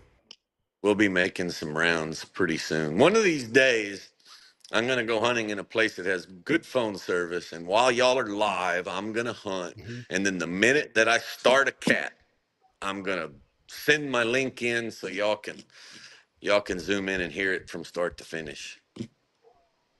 Sounds Sounds like a good. That'd be plan. So fun. yeah, it because it's not dark yet. You know, when y'all 7 o'clock still daylight, so do it before the time changes. There you go. Guys, thank you very Sounds like a much. I plan. appreciate it. We'll Appreciate you coming send me on. a total and send me a where to send it. Y'all get with me tomorrow and we'll take care of that. And thanks again to everybody that donated to that. So we're trying to do some good and I appreciate all the help. Sounds good, Cody. Thank you. Thanks for Thank coming you. in. We'll see. Yeah. Christopher, There you have it. what do you think? Oh, I think we could have done a 3-hour show with just looking at pictures, and everybody would have stayed on just looking at pictures. Oh, that guy took beautiful photographs, didn't he? Yep. What a great skill to have. That's how many times have we said if we had someone to video for us, we'd probably have twice as good videos. Videoing Just by yourself is a it's tough. well, it depends on how you want to do it. If you want to try to tell a good story and keep everybody, interested, you've got to set, you got to film a certain way. And it's fun. It's a fun hobby, I guess, but it can be very difficult, Time consuming. time consuming, time consuming. I mean, just editing. It took. Well, I just been getting a lot of phone calls these last couple of weeks. It took me 2 weeks to edit that video. I just didn't have time. It took. I was going to edit 2 or 3 podcasts today. I got one done, and it's our first live. I'm going to put our first live with Nick and George on the Chris Watson Project platform. Do you ever see my video on how to self-film? Yeah, Yeah, that's I think you basically showed what me it's that. about. Yep. Basically what it's about, just running back and forth. Yep. So if anybody wants to go to the Bighorn Sheep Society dinner in Scottsdale, Arizona, and you're a houndsman, let me know. We'll get another table. I filled the table with 10 houndsmen. Cody Lynn will be there to answer all the questions. Jared Fisher will be there. What's his name? Dustin. He's in my phone as Cold Strike gear. Cold Strike, but I think it's Dustin. Is it Dustin or Justin? Sorry if I messed it up, but he's going to be there. ColdStrikeGear.com will be there. The guy who donated $3,500, Tim, I think that's the same Tim. He's going to be there. Ryan Ingram's going to be there. We filled the table with 10 houndsmen. It doesn't hurt to get rid of a day. Give up a day so you're not having to give up all your days because we need these people to support us. Very true. Period. So, other than that, I'm going to talk crap about houndsmen probably Wednesday. What makes you a houndsman? What you have to do as a houndsman. And it's not probably going to be just hound stuff. Because hound hunting right now is like Robert said, when they're done with Colorado, they're going to move right down to New Mexico. And they're going to move to Arizona. Man, So, well, Dustin. if you, especially if you're an outfitter or that you're making your living at it, or just a guy that's a rank, hobbyist like me that is out there feeding a whole bunch of dogs. Well, if they come in and made it illegal, what'd you do? Just pack up and move, I guess. Well, that's what California did. A lot of those guys just left. Elizabeth left. Yeah. Everybody left. And that's what these guys have to do. You mean 2 tables with 20 houndsmen and women? Man, I tell you what, if you're doing 2 or 3 tables at every event, this event in the fall, there's the big one in the spring, Elk Society, there's the Mule Deer Foundation, all that stuff, you're going to get noticed. You're going to get noticed. So Or don't go and save all that money instead of spending $90. You won't have that $2,000 a month food bill no more. And all these people say, "Oh, we're going to become outlaws." No, you're not. That's all talk. I mean, there's some might. Well, I mean, to an extent, you might not be able to go out in the woods with. Just this is hypothetically speaking. You might not be able to go out in the woods with 8 hound dogs and really it's kind of a tradition in the dry ground world to put a whole bunch of dogs on the ground and ride through the woods, and that's part of the fun of it. But if you got 2 good dogs, you go tree a lion pretty easy, and then you're just taking your dogs for a walk. Who was that? Steven? Was that Stephen or is it Stephen Ketcha that posted that? You don't need more. If you need more than 4 dogs to tree a lion, then you need different dogs. I don't know. I've treated bears and lions with 2 dogs. Yeah. It's just fun to have a bunch of dogs. You got them in all Puppies. different stages. You got your good dogs, and you got some dogs that are helping. Like I was out, it was probably trailing a fox, but dadgummit, I had some young dogs that were really working a track, and it's just so much fun, to have a bunch of dogs and see how they progress and everything. It's just like a coloring book. Kids color out of the lines. Sooner or later, they'll learn to color in the lines. That's a puppy. That bear I just treed, I started with 1 set of dogs. When I got to a different mountain, Dirty was running it still, and I ended up throwing a couple more dogs down. And all those dogs at the tree, a lot of those were puppies. Even your dog. You'll see your dog treeing over there, Cody Lynn. Yeah, ruining your dog. I seen her holding, letting it trash on bears. You know what my dog? She named it Cowboy. I call it Vaquero. You know what my neighbor said? I said, "My dogs bother you?" He goes, "No, but I know you have a dog named Cowboy over there. I don't know if his name's Cowboy or Shut up Cowboy." Shut up, Cowboy. He'll learn. I got him with the BB gun the other day. Oh, so, don't take him long, yeah. No, you shake that gun. I love puppies, man. A lot of these guys, I've had arguments about buying dogs. Oh, just go buy a dog. But I like puppies. Jared Fisher is one of them pusses that don't buy puppies too often. Oh, I love to. You go out and just that, and then that young dog finally, he discovers his nose, and of course he's gonna open on anything, and then I'll be riding through there, and one of them go up there, oh, say, man, you need a cosigner. You can't just do this on your own. And those other dogs, they like old Booger, and then they know without even going over there, they don't even honor them. They just keep on going. Yeah, it just makes everything so much. It makes it more interesting and fun. But I'll stand up for Jared. He don't get puppies because he don't want to wait up for them when he's running behind the dogs. Jared just tells me he's out hunting, and I get tired thinking about it. Yeah, he's one of them Ben Lilly guys. So, jeez. Good show. Lots of info. I enjoyed it. Yep. Guys, should we call it a night? I think so. We got anything else? I don't have a thing. I'm getting tired. Yep. It was a long week. I got up early to go hunting this morning, and I got up 3:00, and I laid there and I said, "Man, I've been home for 2 weeks. Tomorrow I'm going back to Phoenix for a concert, and then my dad sucked me into doing 2-3 days of work down there, helping him out and some stuff. So I'm just going to stay down there and come back up Friday. Bear season opens October 4th. I'm going to go set up a big camp. But I got to get my stuff done. My brain was just going crazy. Got to get stuff done because it's cooling off.